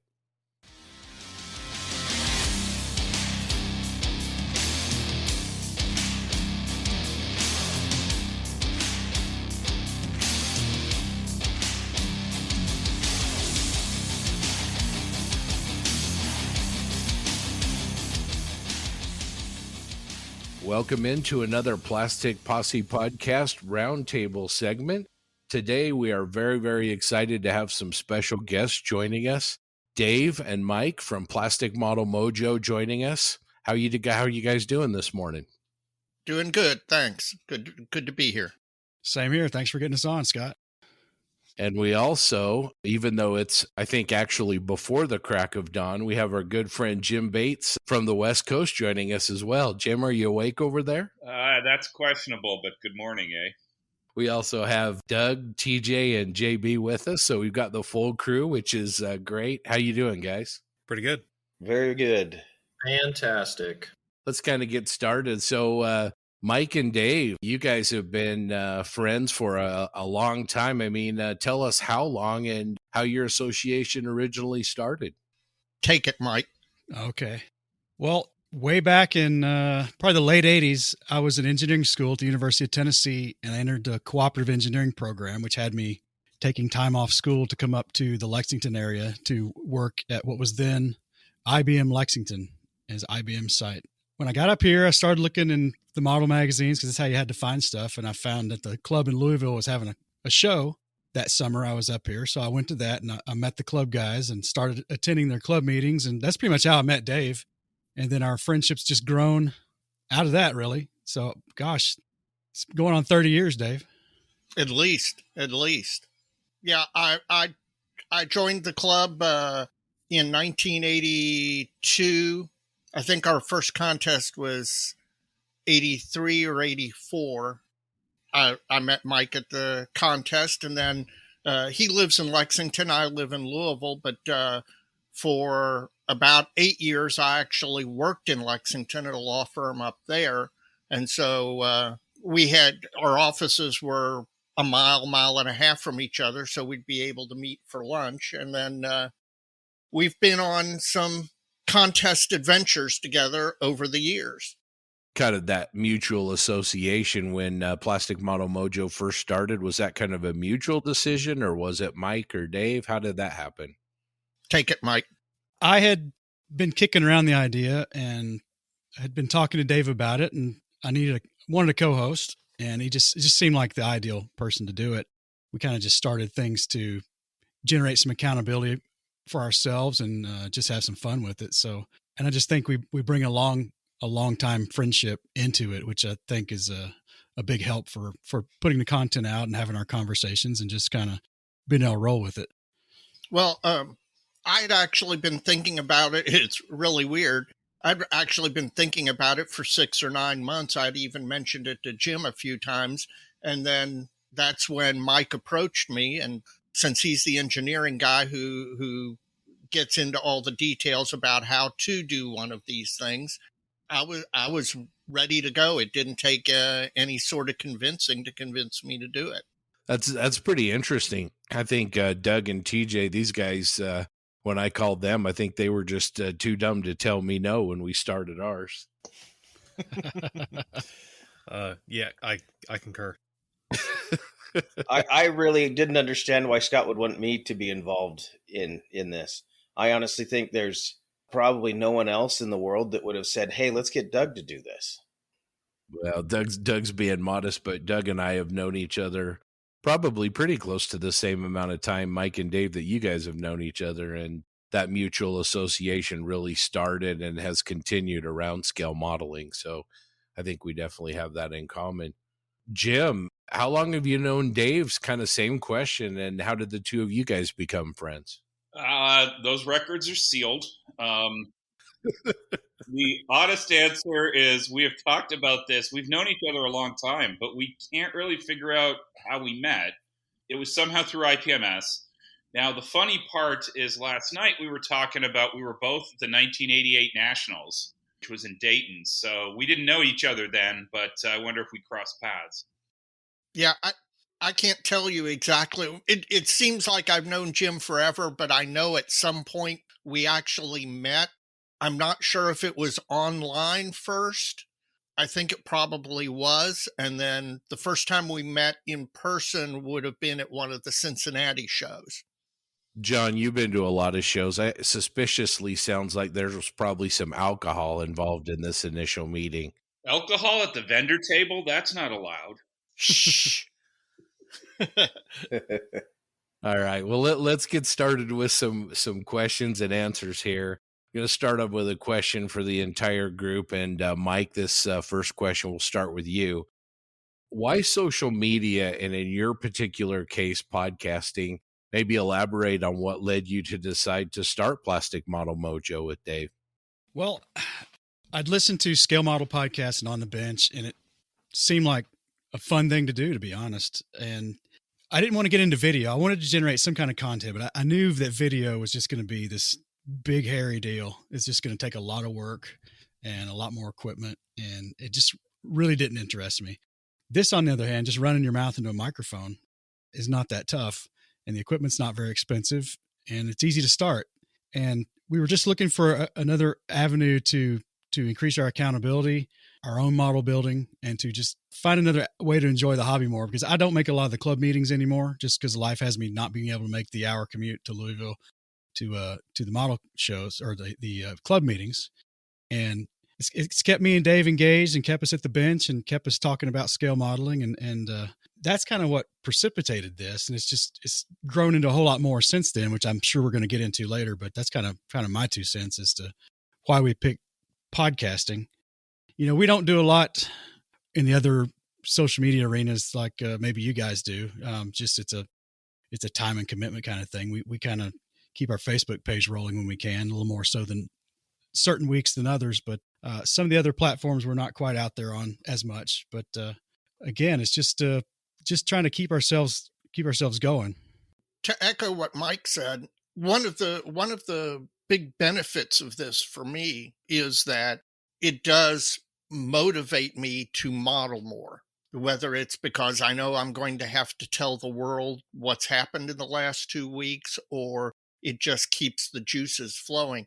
Really, doing the podcast for me is about keeping my modeling mojo going. Now, when we started this, nobody saw the pandemic, but one of the benefits of this through the pandemic has been basically all the listeners forming a community and interacting. And that has really been a mojo super boost as far as continuing to keep the model juices flowing. Jim, you've kind of got a unique position here as far as you're involved in still publishing the IPMS Canada magazine, so a more traditional type of media, but then you have a blog and a vlog as well. Why go into the social media, the blog and the vlog? Well, the blog has been going on forever and ever and ever, on and off.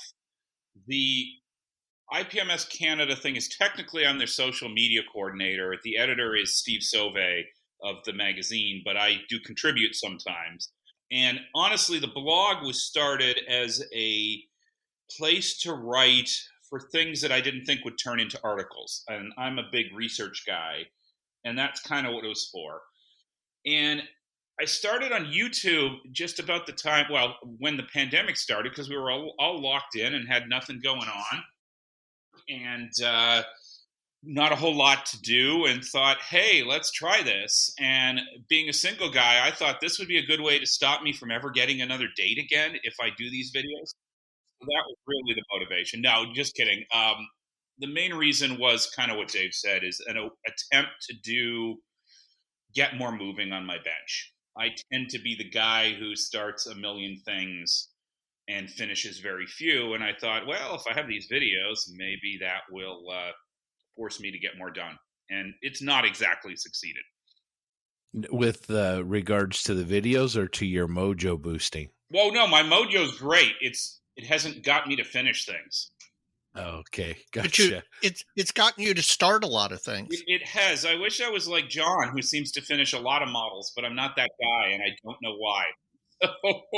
And I think I really should finish a model every 2 weeks, because that's my attention span, and I think that's part of the problem.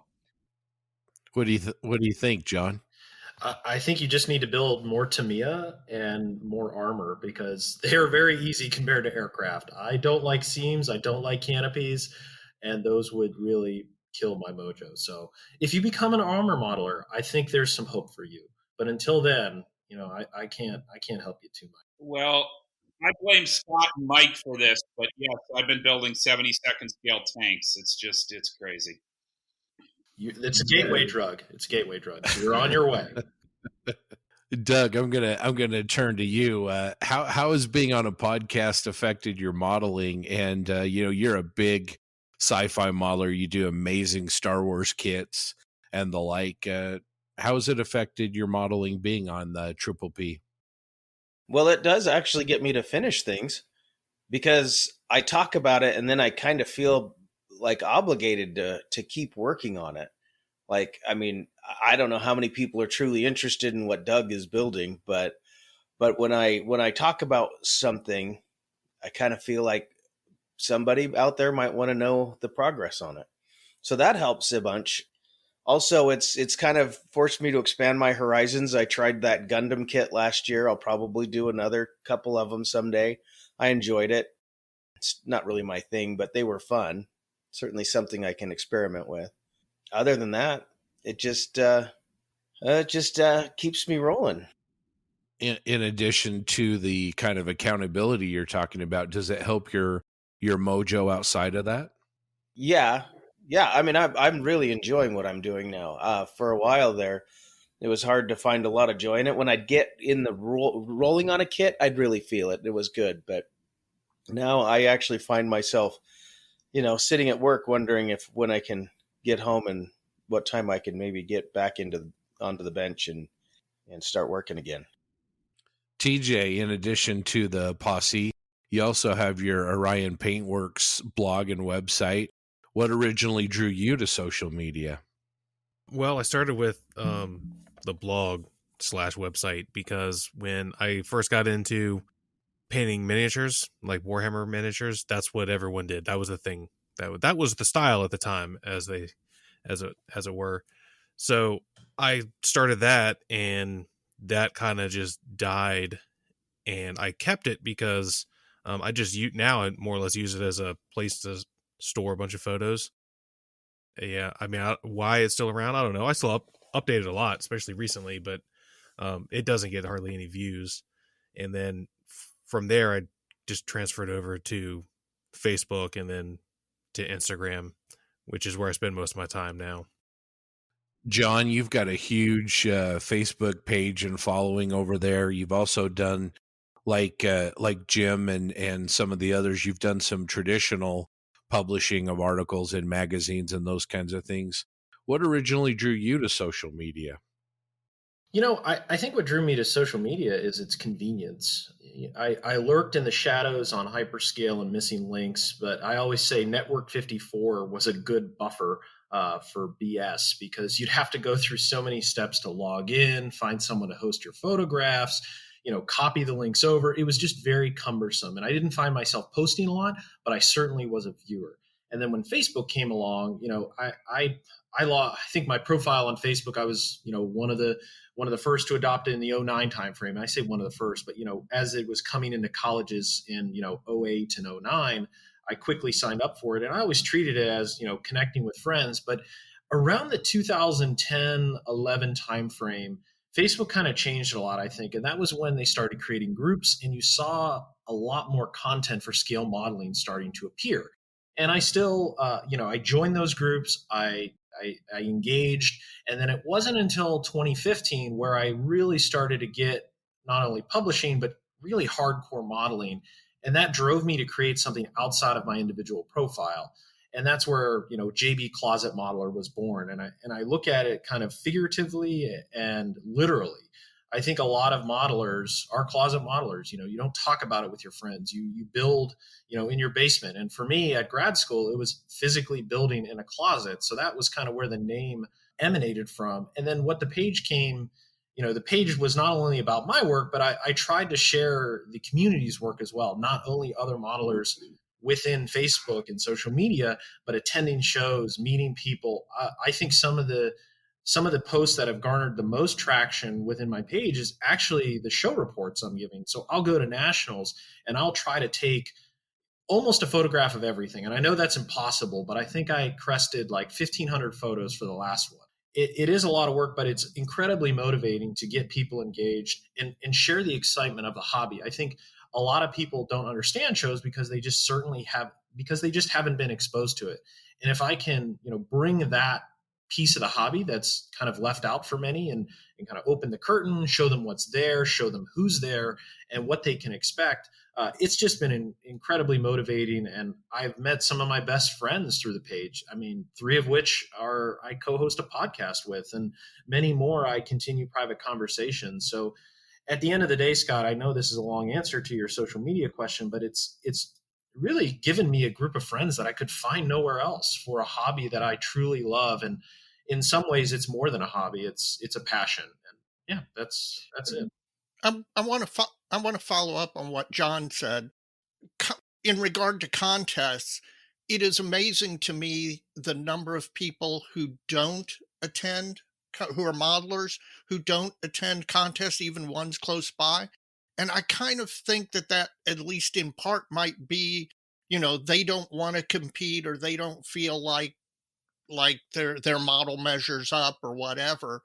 And I encourage everybody to, even if you don't enter, go to contests. It's a fantastic, inspirational motivator for your modeling. When you go and you see the models and you see the vendors, and make friends with people that you otherwise would never meet. Well, that's a great thought, Dave, and that kind of leads me to my next question. Jim, I think I want to start with you on this one. What role do you think that social media has played within the modeling community, especially during the COVID pandemic? Well, I think in many ways it revolutionized the hobby world, simply for all the things John was talking about before. Is we've always had the message boards, but they were kind of a pain in the butt. And then Facebook and Instagram came along, and now you can share with anybody, anywhere, anytime. So I think it kind of revolutionized everything. During the pandemic, it's one of the few things that, I can only speak personally, but it kept me sane, because I can still communicate with all you yahoos and everybody I want to talk to. And we've had things to listen to, and we've had things to watch. So I think it's been a boon during the pandemic, and I think it's been a boon to grow the hobby. I think that social media is a lot of why we're in the golden age of the hobby. I think Dave is the oldest one here. Back in the 80s and early 90s, we couldn't talk to our modeler friends in Norway or England or Asia. Now we can do it real easy. Shots fired. Mike, same question. And maybe, do you see the role of podcasts changing if and when the pandemic is actually in the past? Role of podcast changing with the pandemic in the past. I wonder if all of them will survive once that happens. Everybody's life gets back to normal. That's one thing I've thought about.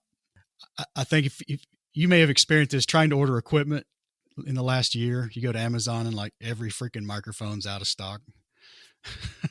Yeah, for sure. And that's not scale modeling podcasts. There's just so many people doing podcasts because they got crap else to do. But I don't know if the role's going to change. I still see us reaching isolated people who don't have a club, or giving them something to listen to at the workbench besides just music or something like that. That's kind of more hobby related. I think those things will persevere once the pandemic passes. I wonder what, Dave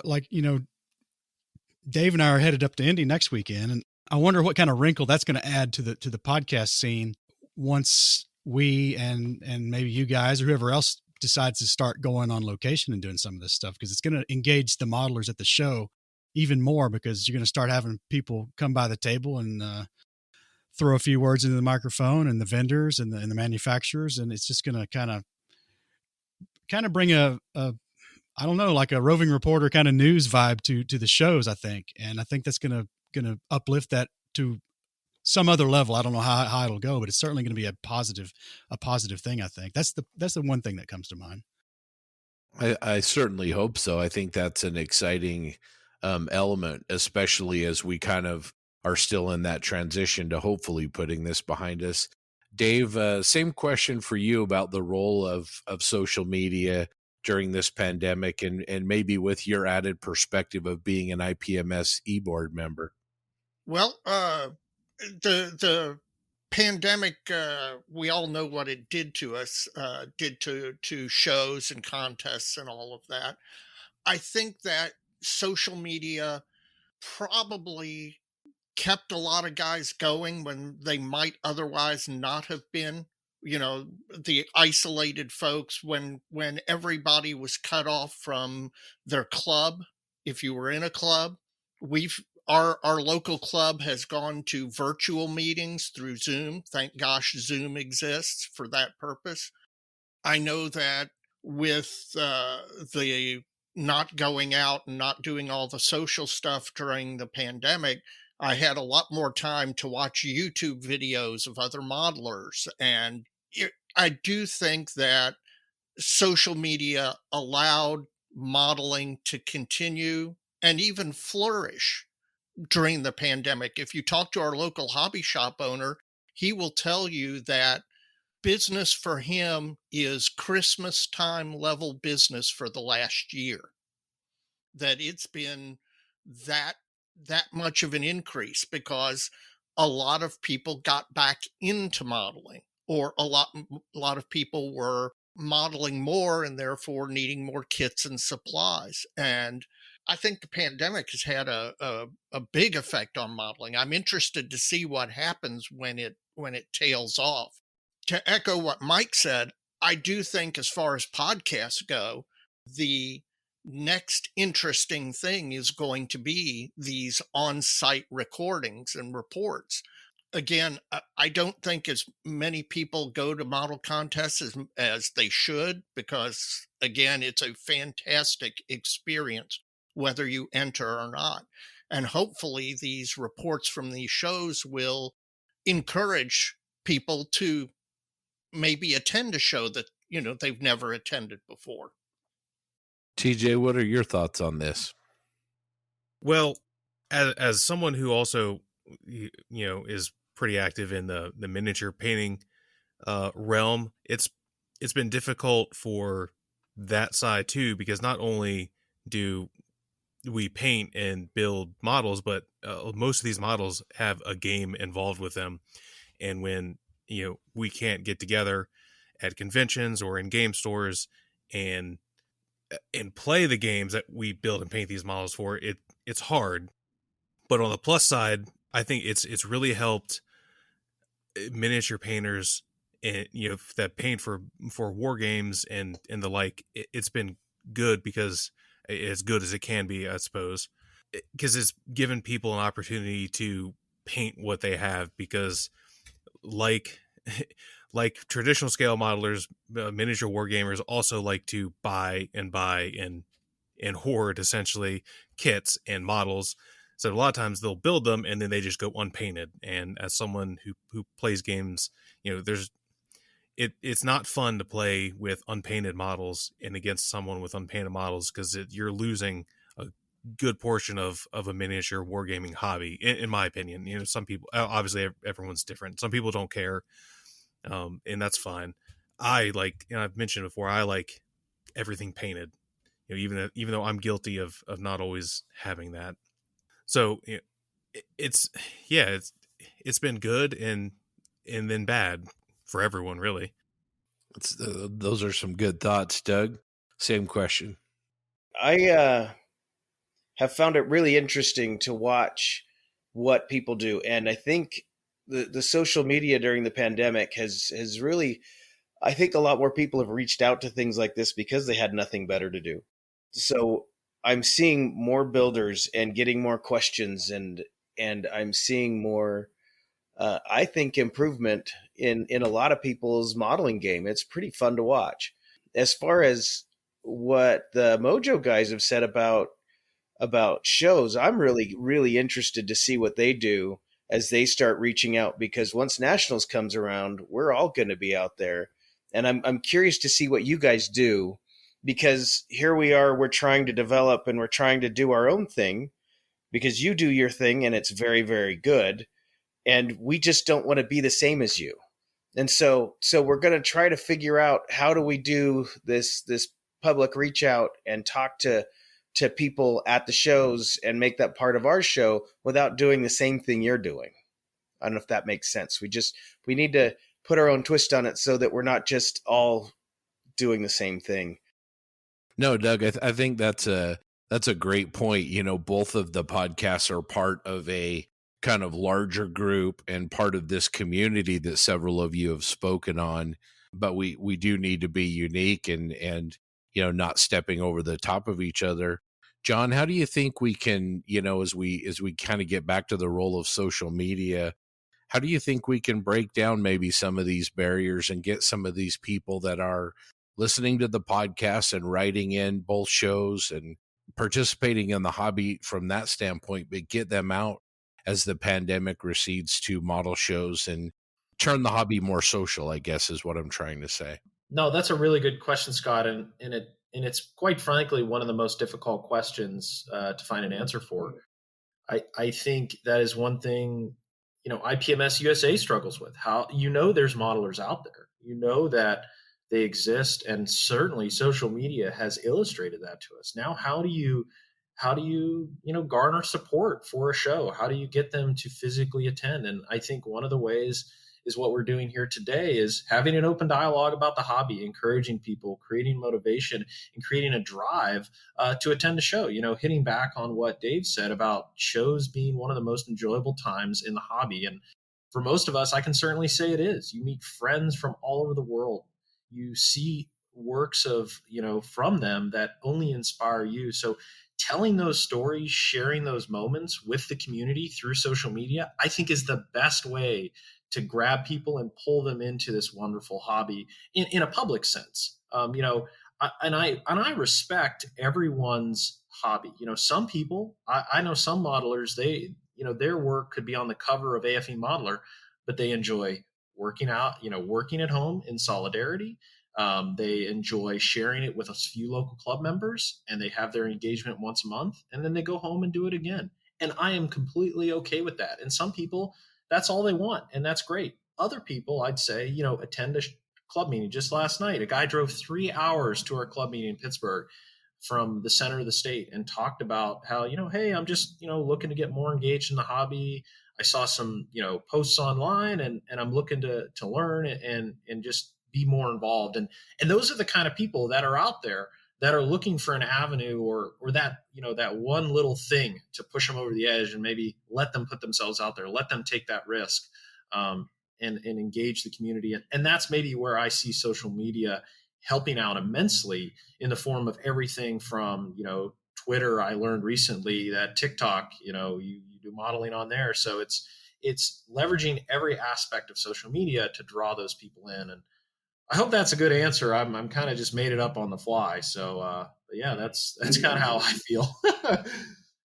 Jim, what are your thoughts on this? How do we try and bring people maybe out and be a little bit more social? Well, I think that's the $100 million question. I think I will echo what Dave said earlier. I'm literally in shock of people who don't attend shows. We do something kind of weird here in Seattle. We have a non-IPMS club. We also have an IPMS club. And we do a display-only show at the Museum of Flight each year in February. So there's no contest, no vendors. It's just tons of models on the table. And it seems to get people excited. So I don't understand why more traditional model shows don't try to attract the public, because I think if you're a modeler, like, I can see why you don't want to go to club meetings. You don't want to be social. Okay. It's kind of weird, but okay. The issue I have is, how do we deal with the fact that we've got all these people floating around out there who would be into this, but seem for some reason don't want to come? And I don't know why that is. And I remember at the Nationals a couple years ago, Dave and I were talking about this, of even his local club, he's only got 4 or 5 guys who do the shows. And I get you can't travel to the Nationals and you can't go, very far, but most of our cities have at least one model show a year. And I think that's how we attract people. And maybe it's just social awkwardness. I don't know. It's it kind of makes me scratch my head. Wait a minute, socially awkward modelers? I've never heard of such a thing. None of those in Utah. I was going to say, I resemble that remark, eh? Hey, Dave, I'm interested in your perspective on this. Being the recruitment and retention secretary for IPMS USA, it is, as Jim said, the $100 million question. How do we get these people we know are out there? We know they're out there, but don't come to a club meeting or contest. By the way, I admire anybody who will drive 3 hours to attend a club meeting. That's dedication. I think social media has a role in this if these isolated modelers, for want of a better term, are out there, if they're on social media, even if they're just lurking on social media, if we put ourselves out there, try and be open, try and be welcoming, they may reach out to interact. Just something as simple as a post saying, "Hey, nice model," or then asking a question, "Where did you get this?" or "How did you do that?" We can coax them through social media into the wider modeling world. But we have to be prepared to do that when we get those openings. Jim and I, our friendship started online somewhere. You can make such good modeling friends on social media, and it is a great tool for coaxing out that shy modeler. I'm hoping as social media grows and then as contests reopen, that we'll start to see people that we haven't seen before. TJ, what's your perspective on this? I mean, you mentioned in the wargaming community, there's a little bit more kind of social interaction because you get together and you actually play a game. But what about maybe the same thing with regards to model competitions, model shows, that kind of thing? As far as model shows and model clubs, is as far as all that goes, I mean, what really needs to happen is a lot of modelers need to realize that, and this is no one in particular, but they there's a diverse range of subjects and people that are interested in scale modeling, and you see it on the internet a lot, and it's and I've seen this exact phrasing: all young kids are dumb. Like, and then they wonder why young people don't want to do modeling. Like, well, that's the reason why. You just called them dumb because they don't want to build a World War II aircraft with you, because a 19-year-old may not care about that. But what they do care about would be, like Gundams or whatever. And we've talked about that before. And I think John's mentioned that in a previous episode that, Bandai sells, the amount of Gundam models they sell is staggering. And then you see a model show and there's like one category for Gundams, but 800 categories for, prop airplanes built between 1934 and 1945. And if we want to get those people involved, we need to kind of like give them an olive branch. Like, hey, anyone that's built a Gundam knows, like, it's not necessarily easy. They're pretty complicated, especially the big ones. And what some of these people can do is just fantastic, but they kind of have their own little community, and we kind of have our own little community, and that's what the younger, not obviously all of the younger crowd, but that's what is the younger crowd. That's what they like. Yeah, that's interesting you bring that up as far as younger modelers coming into the hobby. And, we've talked a little bit here and there about that, but, Doug and I here in Utah, we live pretty close to each other. The hobby stores here are seeing 75 or 80% of their customers now are wargaming miniature buyers and painters and Gundam painters. Mike, what's your perspective on this? Well, I think the interesting thing to be seen, and we'll see how it goes at Indy again, is we've spent the better part of a year talking about how much we miss all this. And you weigh that against the number of people who write into the show via whatever avenue they do that. And it's staggering how many of them have just come back into the hobby after a long absence or are completely new to it. And how many of them say they've never been to a show, never been in a club, etc. So I think this year when the show calendar starts to fill up again, I'm just hoping we see a lot of new people and we see a bump up in attendance that we might not have seen had this not happened. I think there's just a lot of people out there who are genuinely curious, and I hope they actually show up, because they're missing out if they haven't. And if they're not going for some reason, I don't know why you wouldn't go, other than time and money, I guess. But it's such a great part of the hobby and so much fun that hopefully us running our mouths about it will encourage a lot of people to give it a shot, and maybe they'll get hooked. Yeah, I agree with that as well. John, what do you think about this? Yeah, it's an interesting topic, and I'd be remiss not to mention, how can I say this politely? We have to acknowledge that there is a stigma around IPMS. No bones about it. There's a reason why people joke and International Plane Modeling Society and make other comments towards a past show where they were treated wrongly, or those kind of engagements last a lifetime, especially with something that you love and enjoy as a hobby.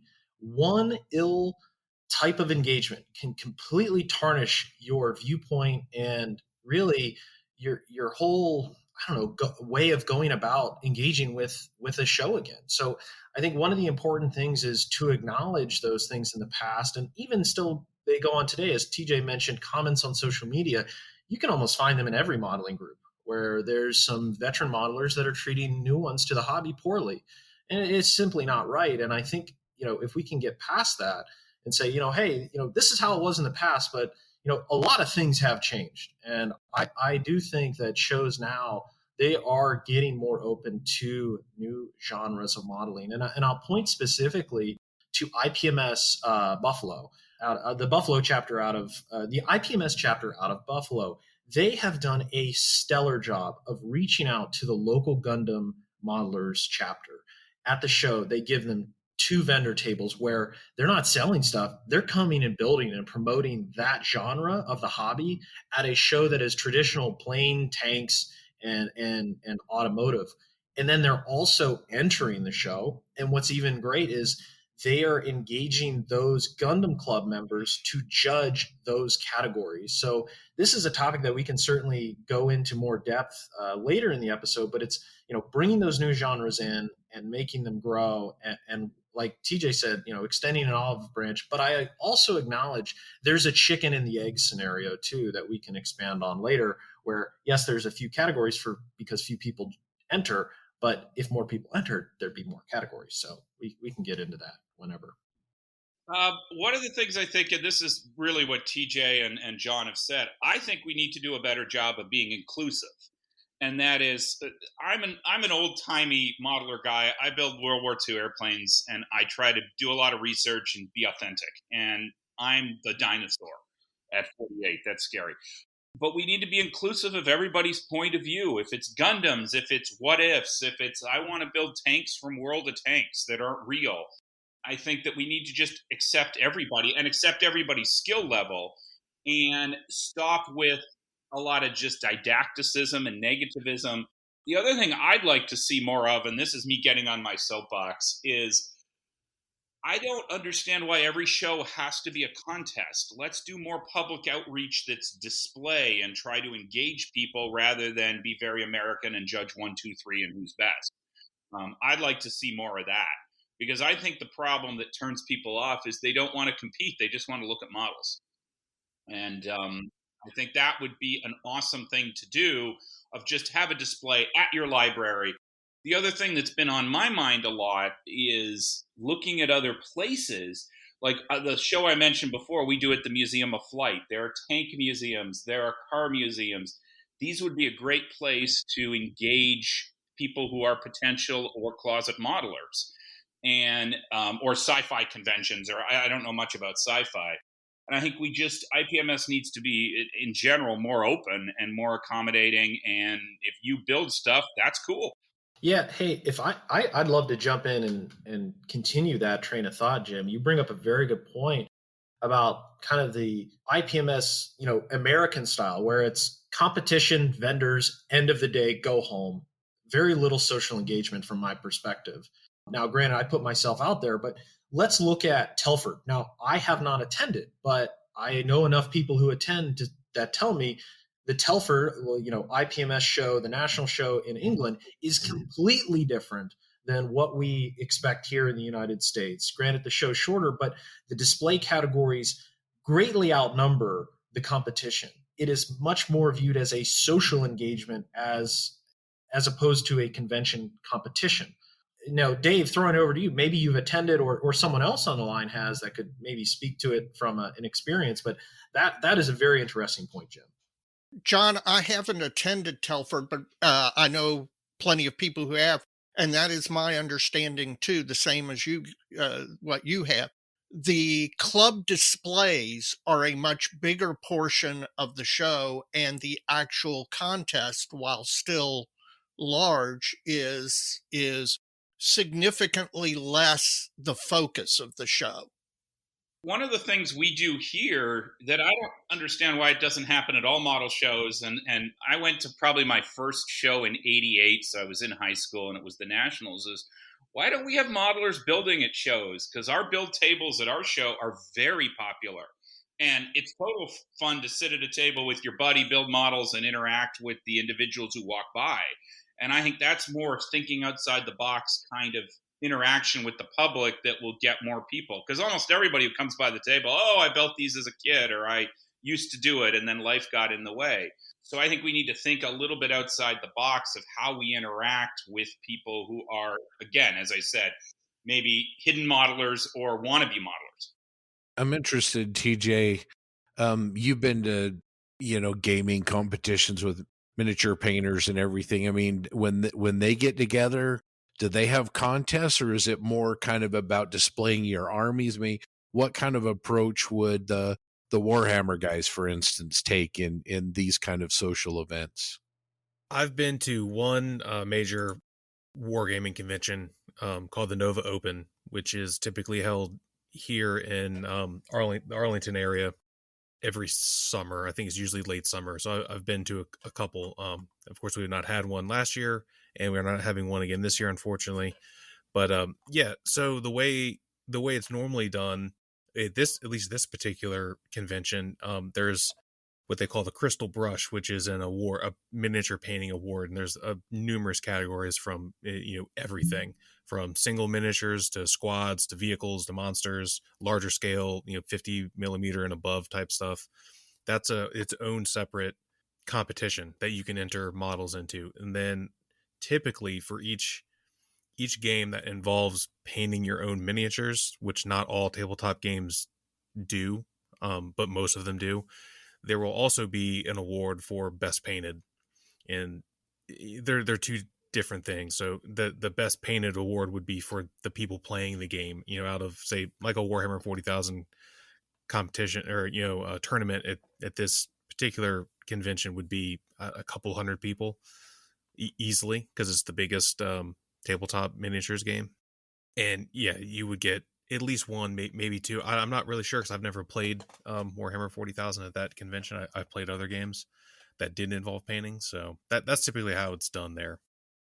With model shows on the near horizon, I mean, it sounds like some of us have plans for going to actual shows here in the near future. Mike and Dave, by the time this episode drops, I think you guys will have attended IPMS Roscoe Turner show. Obviously, we can't look into the future, but Dave, let's start with you. Tell us what you're most looking forward to at that show. I'm looking forward to going to a contest and seeing people and seeing models other than my own in person. I'm looking forward to vendors, not like I haven't spent money online during the pandemic, but there is nothing better than cruising the vendor tables and finding a deal or finding something that you've been looking for that you haven't been able to find. Mike and I think are both really enthused about the idea of taking our mobile set up there and recording some interviews on site. I think that will add a huge dimension to the podcast, giving people who weren't able to attend maybe a picture of a verbal picture of what was going on and what they missed. maybe encouraging them to make the next show, to go out of their way to do it. I'm just excited as heck to get back to contests, shows. I don't always enter. In fact, I probably don't enter as much as I do enter an actual contest. But again, I love seeing everybody's built models. I get inspiration from it, and so I'm looking forward to it. Mike, kind of same question for you. You guys have kind of been at the forefront within our podcasting group as far as, wanting to get to shows and taking, mobile equipment with you. Is that the aspect you're most excited about, or is that just kind of one of the many things you're looking forward to at that show?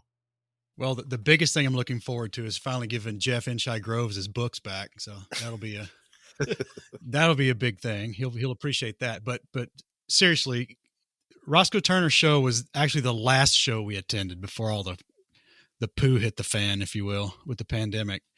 And I think, gosh, Dave, I don't have it in front of me. I'm trying to think how many episodes we were in at that point, because that was February. We were probably 5 or 6 episodes in. So we were still just kind of getting started, but already at that point, there were people coming by the table and introducing themselves. Yeah. That just with that little small of a footprint in the social media world already, we were already seeing the results. So I'm really curious and excited about talking to these people again. And I don't just mean vendors or manufacturers. I'm thinking if we see some really stellar model out on the table that's had something phenomenal done to it, or we think it's exceptional, or for whatever reason, interesting for whatever reason, finding out that person and getting them over to the microphone and letting them talk about their model. I think that's going to be exciting because people ultimately like to do that. Jim, what's going on up in the Pacific Northwest before nationals? Do you guys have any shows or model competitions or anything like that up your way? Well, we're just trying to figure out if we can even get back to meetings at this point. So we have 2 local clubs. We have our IPMS club and we have our Northwest Scale Modelers Club, which meets at the museum. And the museum doesn't look like they're going to allow any group meetings until third quarter at least. It looks like our IPMS club will be allowed to meet once we're all vaccinated, but all our shows have been moved. Our big February show will be next February. And the scary part of that is then it will become my responsibility, which I shouldn't have opened my mouth. And our normal, what we call the spring show, which is usually right about now, it might even have been this weekend. It might be going in the fall. I'm not 100% sure what we're doing. But yeah, I don't think there'll be anything before nationals. So Vegas it is, eh? John, what about you? Any other shows? I think you had mentioned you won't be able to make Roscoe Turner, but any other shows in your future between now and Nats? Yeah, unfortunately, I won't be at Roscoe Turner, but there is a small local show, probably about a 45-minute hour drive away from me right now. It's called the Bunker Brawl. It's one guy. He's rented out a VFW hall, and he hosts a show every year where he hands out a wrestling belt as the champion. I was lucky enough to win it. And maybe this is a good time to, also talk about somebody who's doing something that it's just crazy. Who would think, giving an award as a wrestling belt would be fun, but he's got people coming in from different states. It's drawn just a lot of attention. A group of us, we all joke and, we hold up the belt if we win to act like we're the champion. And it's just little things like that, just had a different mix to the hobby. And I'm certainly excited to go to it. I can post a link on our Facebook page. It's May 1st. It's literally out in the middle of nowhere, Pennsylvania, small fire hall. Last time I made I think it was a 10-pound pulled pork shoulder. I smoked for 16 hours. So, and we had kind of a social distance potluck in the parking lot. I think we'll do that again, but it's little things like that. I think really what make the show a show. Hey, John, I'll expect to see you in Las Vegas holding the belt over your head. I should take it out there. It's something, maybe it's something we can do. Sponsor the belt award every year at the Nats now. I don't know. It's something special, but again, it's just weird. Who would think? And we joke about it. Yeah, it's funny joking, but then it's also like, hey, cool. Why not? I mean, let's have fun with it. And I think that's maybe the most important thing. But getting back to your question, Scott, without this show, it's Vegas, baby. So I just can't wait. Like everyone else on the line, what's the most fun at the show? It's honestly walking through the vendor and contest hall and seeing friends that you see once a year. My buddies from Argentina, guys from the West Coast, my buddy Will in Florida. Some of these, those 4 days are, you're a kid going to summer camp, and there's something that you can't find anywhere else. And I know Dave and has talked about it explicitly on the Plastic Model Mojo, and Jim Bates as well on his channel, where the Nationals it's something special. And I know it probably feels like an old story to a lot of listeners, but it's just a damn good time. And I'll admit it that. The best 4 days of the year. For sure. See, Dave, I got to give you some garbage. What you took out of John's story was the wrestling belt. I just heard the smoked pork shoulder and exactly everything. Like, okay, he has to bring a smoked pork shoulder and the wrestling belt to Vegas. I do have to say that my favorite part of the Nationals is in the bar, but that's because about 4 or 5 years ago, I got accosted by a friend from Toronto saying, "Jim, I always find you in the bar." And I'm like, that says more about you than me, So was that Harvey Lowe?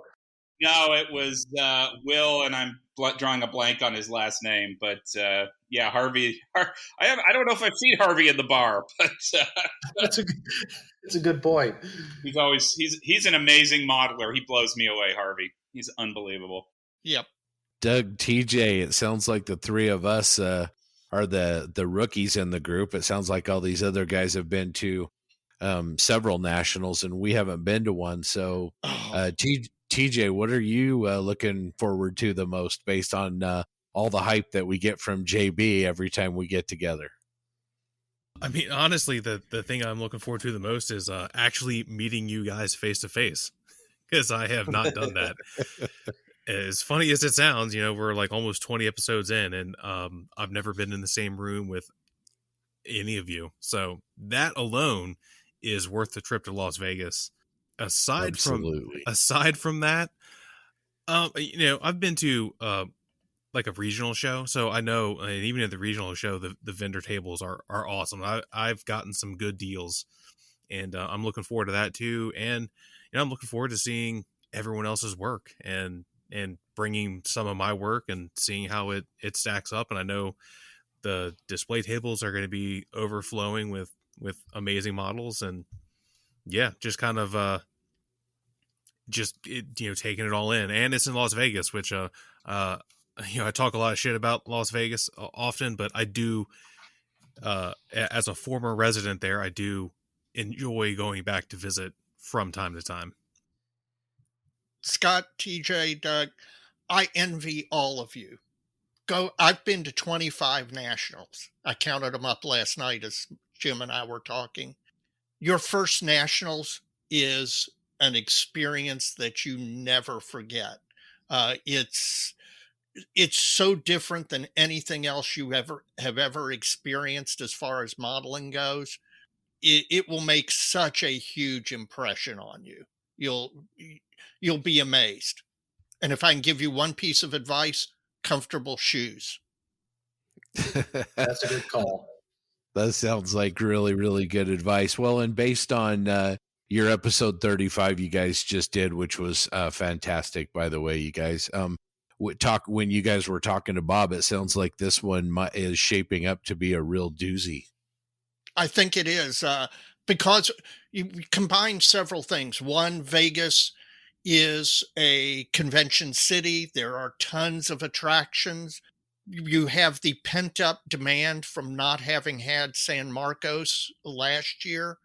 I confidently predict that Vegas will be the largest West Coast national ever, and I can see it cracking the top 2 or 3 all time as far as size and everything goes, and attendance, just simply because so many people want to go.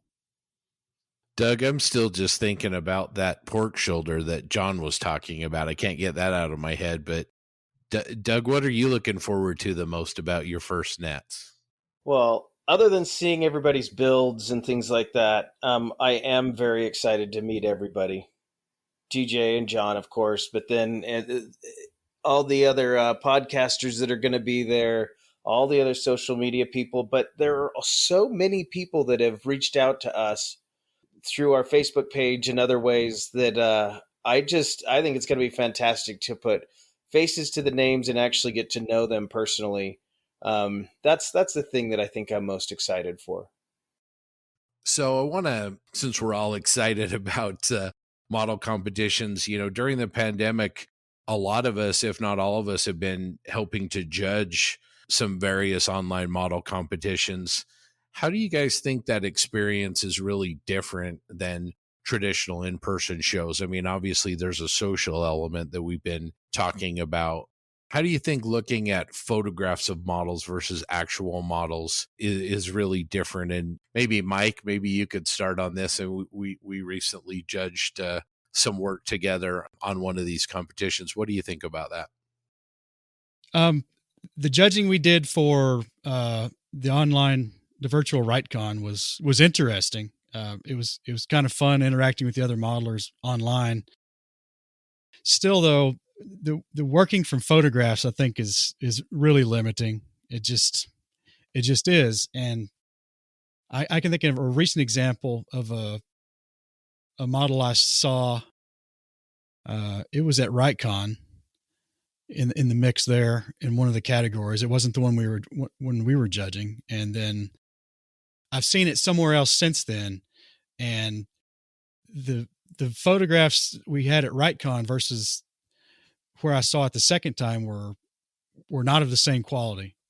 And it really made a big difference in the model's appearance. So that one could have certainly been affected just by the photographs alone. And it's as good as your photographs. I mean, if you could normalize that out and had one photographer who knew what he was doing, taking every photographs of everybody's model, and that was all on equal footing, it might be a little easier. But I just don't think that's ever going to hold up to the in-person as far as being able to judge a model for all its merits and all its flaws, or however you choose to do it. And I got to wonder if we really get past this pandemic, if that's even going to survive.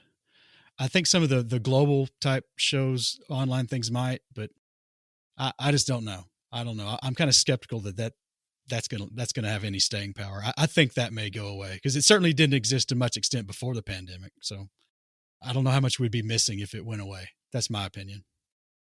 Jim, what do you think about that? I mean, are we dealing with more of a photo contest than a model contest, or is it just a little bit different animal? Because photography can be incredibly revealing, sometimes even showing more than the naked eye. What do you think about that? I've got to admit, I don't have much experience with any of the online stuff. Got to be careful what I say here because I heard something this week that I really want to talk about, but I can't talk about it yet. It has been interesting that I think now our modeling is more focused towards photography as opposed to some extent the model, because we're showing off models on Facebook and Instagram and all these places. So I think that is a different hobby, is the photography side. And I'm amazed at people, and I'm going to throw out Luftraum 72 as one of them, these people who are amazing modelers and amazing photographers. And I think it puts those of us that are mediocre photographers like me at a disadvantage. So I think they're just two distinct beasts. I've never participated. I didn't deal with RightCon. I think some of you have both been to RightCon and did the online thing. So it'd be interesting to see what they have to say. Doug, you had mentioned this in one of our recent episodes, kind of, where you've seen models that you thought might be really incredible, but they were poorly photographed. What's your perspective on that? Well, considering I haven't judged any on these online contests, my experience is mostly looking at social media pages. I know from taking pictures of my stuff that most of my stuff, when I look at my pictures, no matter how well I thought I've lit it, it never resembles what I've done. You can't see the finer detail in the weathering. You can't see a lot of the little things that I did. So I've often wondered, I look at something and I think, wow, this might be excellent. I just can't tell because the lighting's poor, or they're taking odd angled shots or something like that. One thing I do know is photographs do tend to make the flaws stand out. Yeah, I think that's definitely true. Dave, what's your perspective on this? Well, I do think that it is the photography skill is rather important, and a lot of modelers, we've got all got smartphones that have incredible cameras in them, but just because you can take a picture of the model doesn't mean you can take a good picture of the model. And while I'm not sure you can hide things with photography, it's certainly you can make things not look as good as they actually look simply by not knowing how to properly light or properly adjust the f-stop or the ISO. Something that was just said that I do agree with is that when you take a photograph, a lot of times you look at it and you see a flaw that you didn't see while you were staring at the model in your hands. That's one of the reasons that I think it's a good idea, even if you're not going to show them to anybody, to take photos of your models as you're building them and then look at the photograph. I guarantee you will see a flaw that you didn't see while you were holding the thing 6 inches in front of your face while you were working on it. But I'm of the same thought as Mike, that I think once the pandemic goes and once the model show circuit starts up, I think other than, the occasional maybe club thing or one of those international things like Tamiya Model Magazine does, I think in general the photography model show won't have much staying power. TJ, what do you think about the photography and the virtual competition aspect of the hobby? I judged, I guess it was BrightCon with John, and it was fun, and I enjoyed it. I didn't enter anything, and I kind of wish I had. And I get everyone's concern with photography. It's not really a hobby of mine, but I try really hard to be good at it, and I do okay, I think.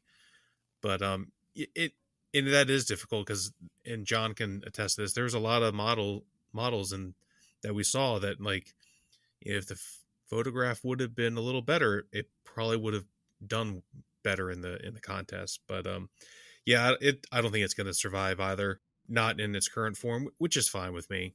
But yeah, I guess it is what it is. JB, bring us home on this. I know you've got some interesting perspectives on this because photography is a big part of publishing your articles and things like that. So how do you feel about this? Yeah, I think virtual shows have their place, as how we're in this current pandemic situation. And I kind of echo how everybody else feels. They will serve a purpose, for those international shows or maybe manufacturers that are looking to garner entries from, everywhere essentially. But as we look at local shows and pointing at RightCon, and I know a few others tried it's just very difficult. And from my perspective, it again, echoing some people, it's a photography contest, not a model contest. And I struggled, to be honest, judging some of the categories.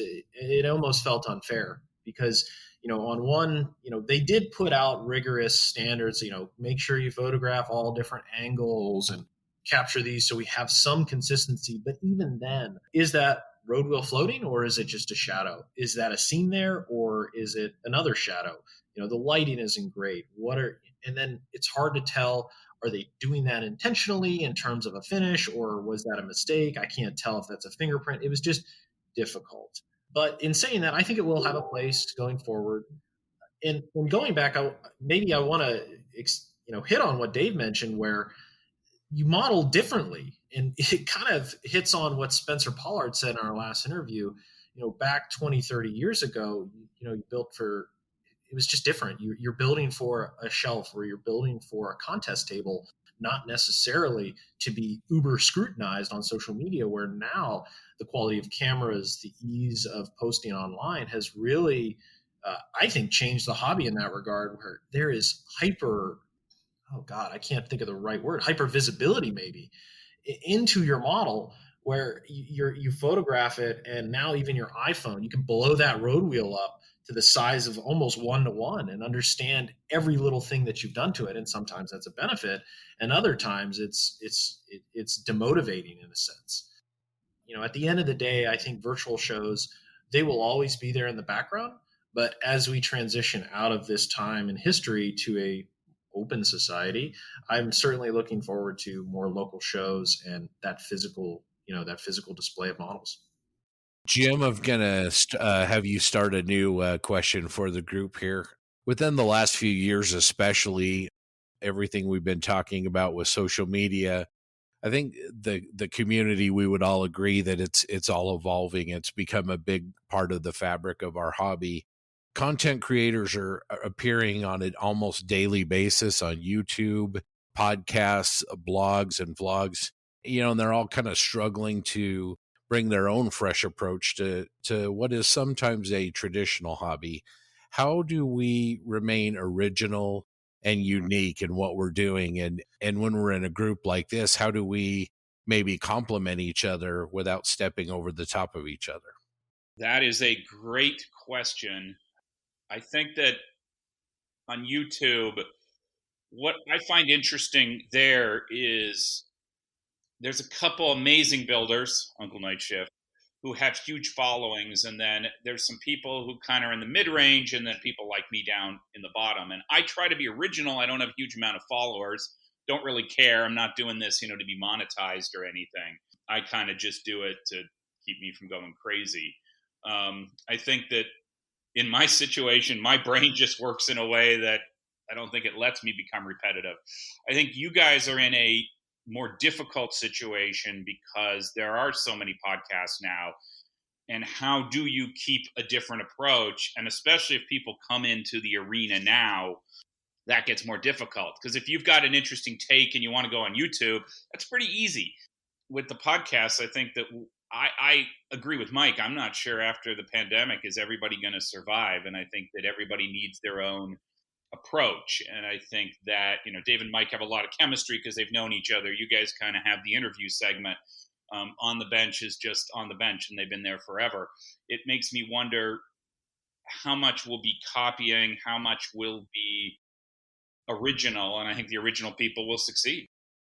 A lot of the social media climate right now, for me, it's in my personal, how much I can take in and how much I want to take in, it's well past saturation. I mean, there's just so much out there.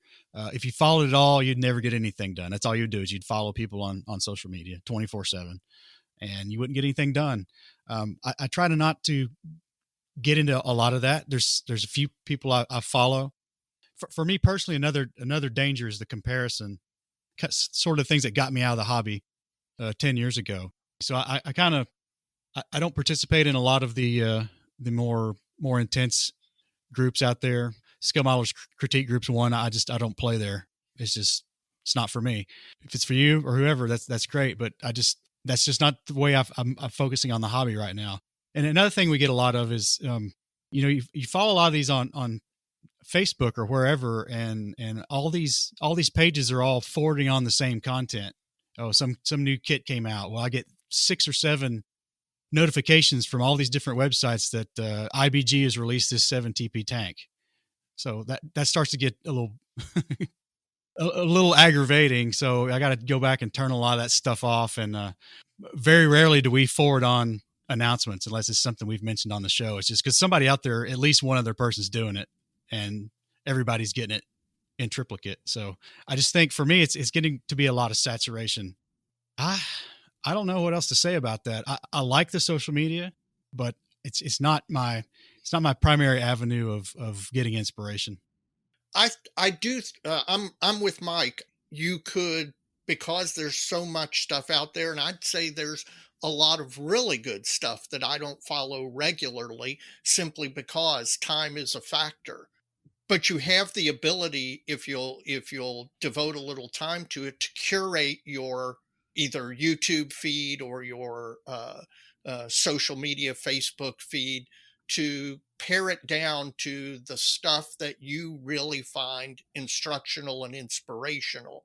For the future, I think podcasts, YouTube channels, we've seen an evolution in the last year, 2 years. I think it's going to continue to evolve, and we almost can't predict the future. We're going to go do recordings at a show. Don't know how that'll work out. It may lead to, some further development that we didn't even anticipate to keep the show interesting and fresh. But I'll tell you, I'm looking forward to it. Doug, what are your thoughts on this? How do we stay unique and kind of complementing each other as creators without stepping on top of each other? Well, we pay close attention to what everybody else is doing. One of the reasons is because we enjoy listening to what everybody else is doing, but we also do it because we want to stay unique. We love trying to come up with our own thing, have our own angle. Very recently, I think it was TJ's idea, we started the social media shout-outs, and a great idea. So, every episode we're talking about new social media platforms, Instagram stuff, YouTube stuff, maybe even Facebook pages about modelers. And so that's a new thing we came up with, but that's not enough. We're going to still be looking for something new that we can throw in there and keep people interested in our program. John, what do you think about this? Maybe I want to hit on a few themes that Mike mentioned, and Dave for that matter, specifically the saturation.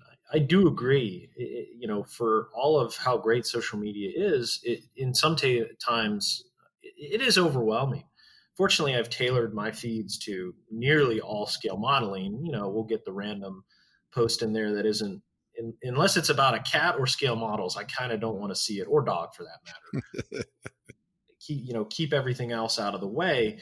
But it does get oversaturating. And sometimes, in ways it is a motivation for me, but then also in some ways, I find myself walking away from social media and almost ghosting it for a day or two. And Scott, you probably see that when I don't respond to your messages, where I need to step away because if I'm continuously engaged, that means I'm not sitting at the bench and thinking about how I want to do the hobby, for lack of better terms.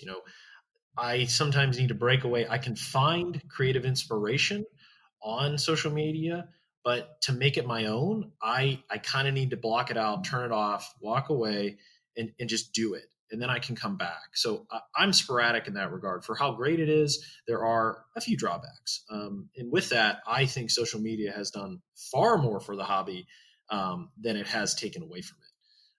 And then getting back to what Mike said about comparisons, I do find myself sometimes looking at work and it's like, man, I got to up my game. And if you continuously think about this, it'll really erode kind of, I think, the joy in the hobby. So in that way, I've tried to accept that my work is always going to look different than someone else's.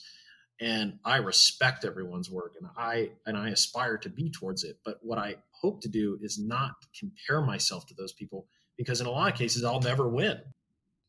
And that's where, if I could, again, hit on those two words, saturation and comparisons, trying to take a step back and continue just being my unique self and trying to remain somewhat of a free thinker with inspiration here and there.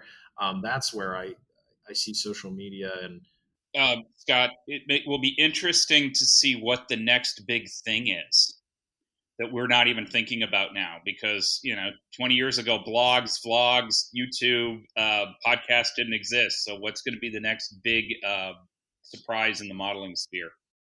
Yeah, the next evolution. That's a good point. I hope it's not modelers dancing on TikTok. Didn't we just talked about that? There are modelers on TikTok. I don't know. I wouldn't mind seeing Mike and Dave dancing on TikTok. I mean, I'd probably pay money for that. That will not be happening. Not ever. I don't know. Get enough modeling fluid in you, and maybe. That's right. Maybe, I want to pick up on what's the next step in modeling, and kind of my new favorite word, as I've told the guys here, is expand. So I want to expand on what Jim said on where the hobby is going. And let's use Uncle Night Shift. I think he is referenced in literally every episode of any podcast that deals with armor or aircraft modeling. And specifically, what is he doing on Patreon? Look back 2-3 years. You're thinking, if you want to make it in this hobby, you got to publish and sell your soul and just grind models out. And maybe some of that is still true. But what he's done to leverage a platform like Patreon, and a lot of other miniatures painters do it too, and TJ can expand on that, is I think he's upwards of almost $5,000 a month to support himself professionally. That is incredible. I mean, I would never have guessed that even a year or two ago. Where is the hobby going? Maybe the hobby is expanding to support people for a professional career. And that evolution of traditional publications and going more towards the internet and digital, that's one example of here is that paradigm that's starting to change. Let me jump in.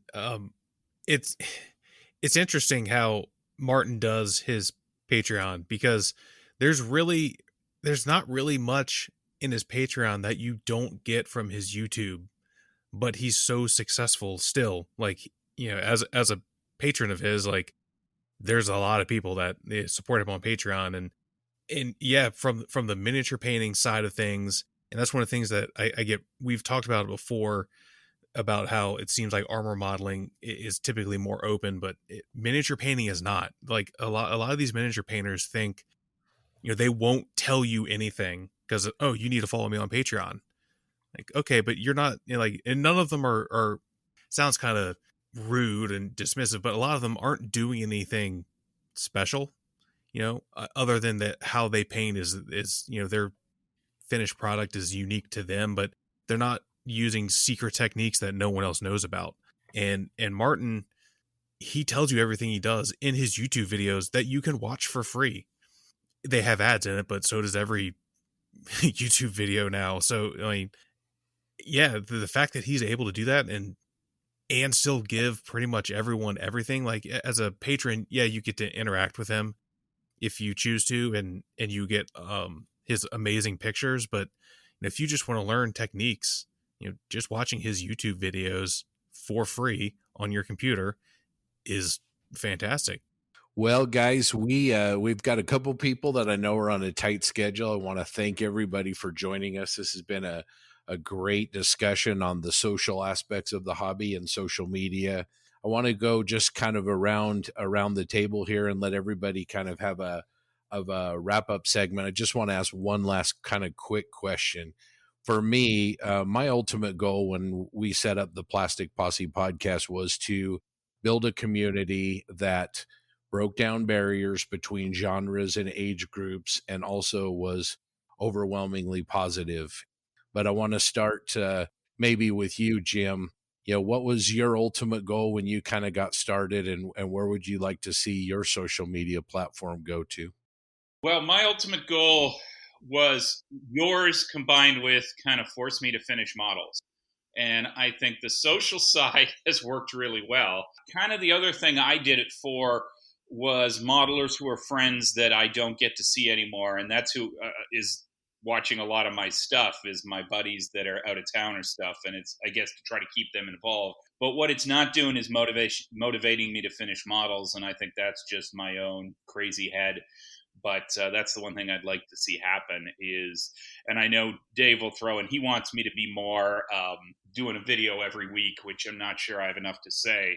But I just want to keep up kind of the silliness, inclusive, silly, have fun. I think one of the reasons Martin has been so spectacular is not only is he an amazing modeler, he does great videos, but he's funny as hell. And I don't think there's enough humor in modeling. Jim, I've seen your modeling. There's plenty of humor in modeling, even if it's unintentional. Ouch. Seriously now. Mike and I started the podcast on the twin thoughts of, one, motivating us, and two, getting to interact with modelers we're not currently interacting with. We've succeeded in both of those things. I'm happy. I don't know where it's going next. I'm really interested to see what happens at contests. I'm just looking forward to the future. I appreciate the chance to talk with you about it. Thanks, Dave. Mike? Well, we've told you why we started, but the thing that this thing's kind of changed into is all the feedback we get about around this community that you discussed, and we kind of figured there would be a community develop if we were modestly successful or greatly successful or anywhere in between, and that has happened. And I tell you, that's just a lot of fun, and that makes us want to keep doing the podcast as much as the motivation we get from or get for our own Mojo. It's just been a lot of fun. And to repeat what Dave said, we're really looking forward to getting out and meeting some of these people face to face and making them part of the show, because I think they certainly indicated their appreciation for what we are doing, for what you guys are doing. You know, it's kind of a recurring theme in the listener mail on all the podcasts who address their listener mail. We just look forward to interacting with those people and watching this thing grow and just look toward the future and just see what happens. At this point, we don't know what's going to happen. It's exceeded anything we thought so far. And I guess we're just going to keep going, and hopefully it'll keep growing, and we'll all have more success to talk about next time. Hear, hear. Doug? Well, ultimately, when we first started, my goal was not to make too much of an ass of myself and to build more and to create these relationships with people we've never known. And I think for the most part, other than making an ass of myself, I think I've pretty much succeeded in that. I build more. I feel better about what I'm doing at the bench. And I think I've got friends all over the world that I would have never, ever known otherwise. That's a great point. TJ? I mean, since it wasn't my idea to start the podcast, agreeing to join was, I saw it as an opportunity to talk about what I like, and going forward, I'm looking forward to reaching more people and getting to know more modelers, because I think I've mentioned before, but I don't really know anyone that builds models outside of some of the of my friends that play, like Warhammer 40,000 with me. I don't really know any other traditional scale modelers, maybe one or two, but it kind of, not to leverage this podcast to make, meet new people, but it's kind of like that. Like, I'm looking forward to being on the podcast and using that to meet more modelers and make more friends and just have fun. John? Yeah, I think I can just echo everyone. Bits and pieces of everything that they've said, I completely agree with. I think at the end of the day, my goal is truly just to grow the hobby. I love sharing my work, but more importantly, I love bringing more people into the hobby, having, just having a great group of friends and finding more almost on a daily basis through social media and going to shows. So that's truly what it is. It's all about the hobby, because it's more than a hobby to me. It's something that I've loved since a very young age, and I continue to enjoy, because it's given me more than most things in life. It's everlasting friendships, sense of personal accomplishments when it comes to certain projects. But at the end of the day, it's sharing this hobby with people all throughout the world and getting them motivated to build more models, because it's truly special. Well, I want to thank each one of you. You guys have all inspired me and continue to inspire me. Thank you for hopping on the podcast today to talk with us, especially Jim, who had to get up so early. I really appreciate that. And anyway, great discussion, guys. Thanks a lot. All right. Thanks for having us. Yeah. Thanks for having us. Take care, y'all. You too. Thanks, Scott. The first round's on me in Vegas. You heard it here. I'll 1, hold you 2, to that. 3, 4, 5, 6, 7. Bring some Canadians along. You'll be in big trouble.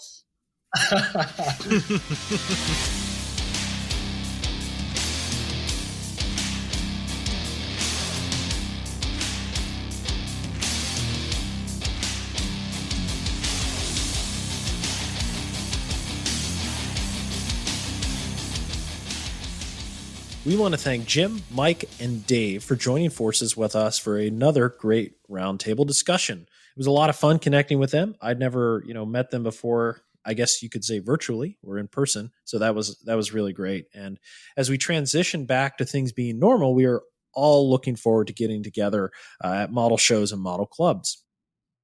All right, as we wrap up episode 19, thank you so much for listening. You can leave us feedback about this or any other episodes of our show at our Plastic Posse Facebook page, or you can email us at plasticpossepodcast@gmail.com.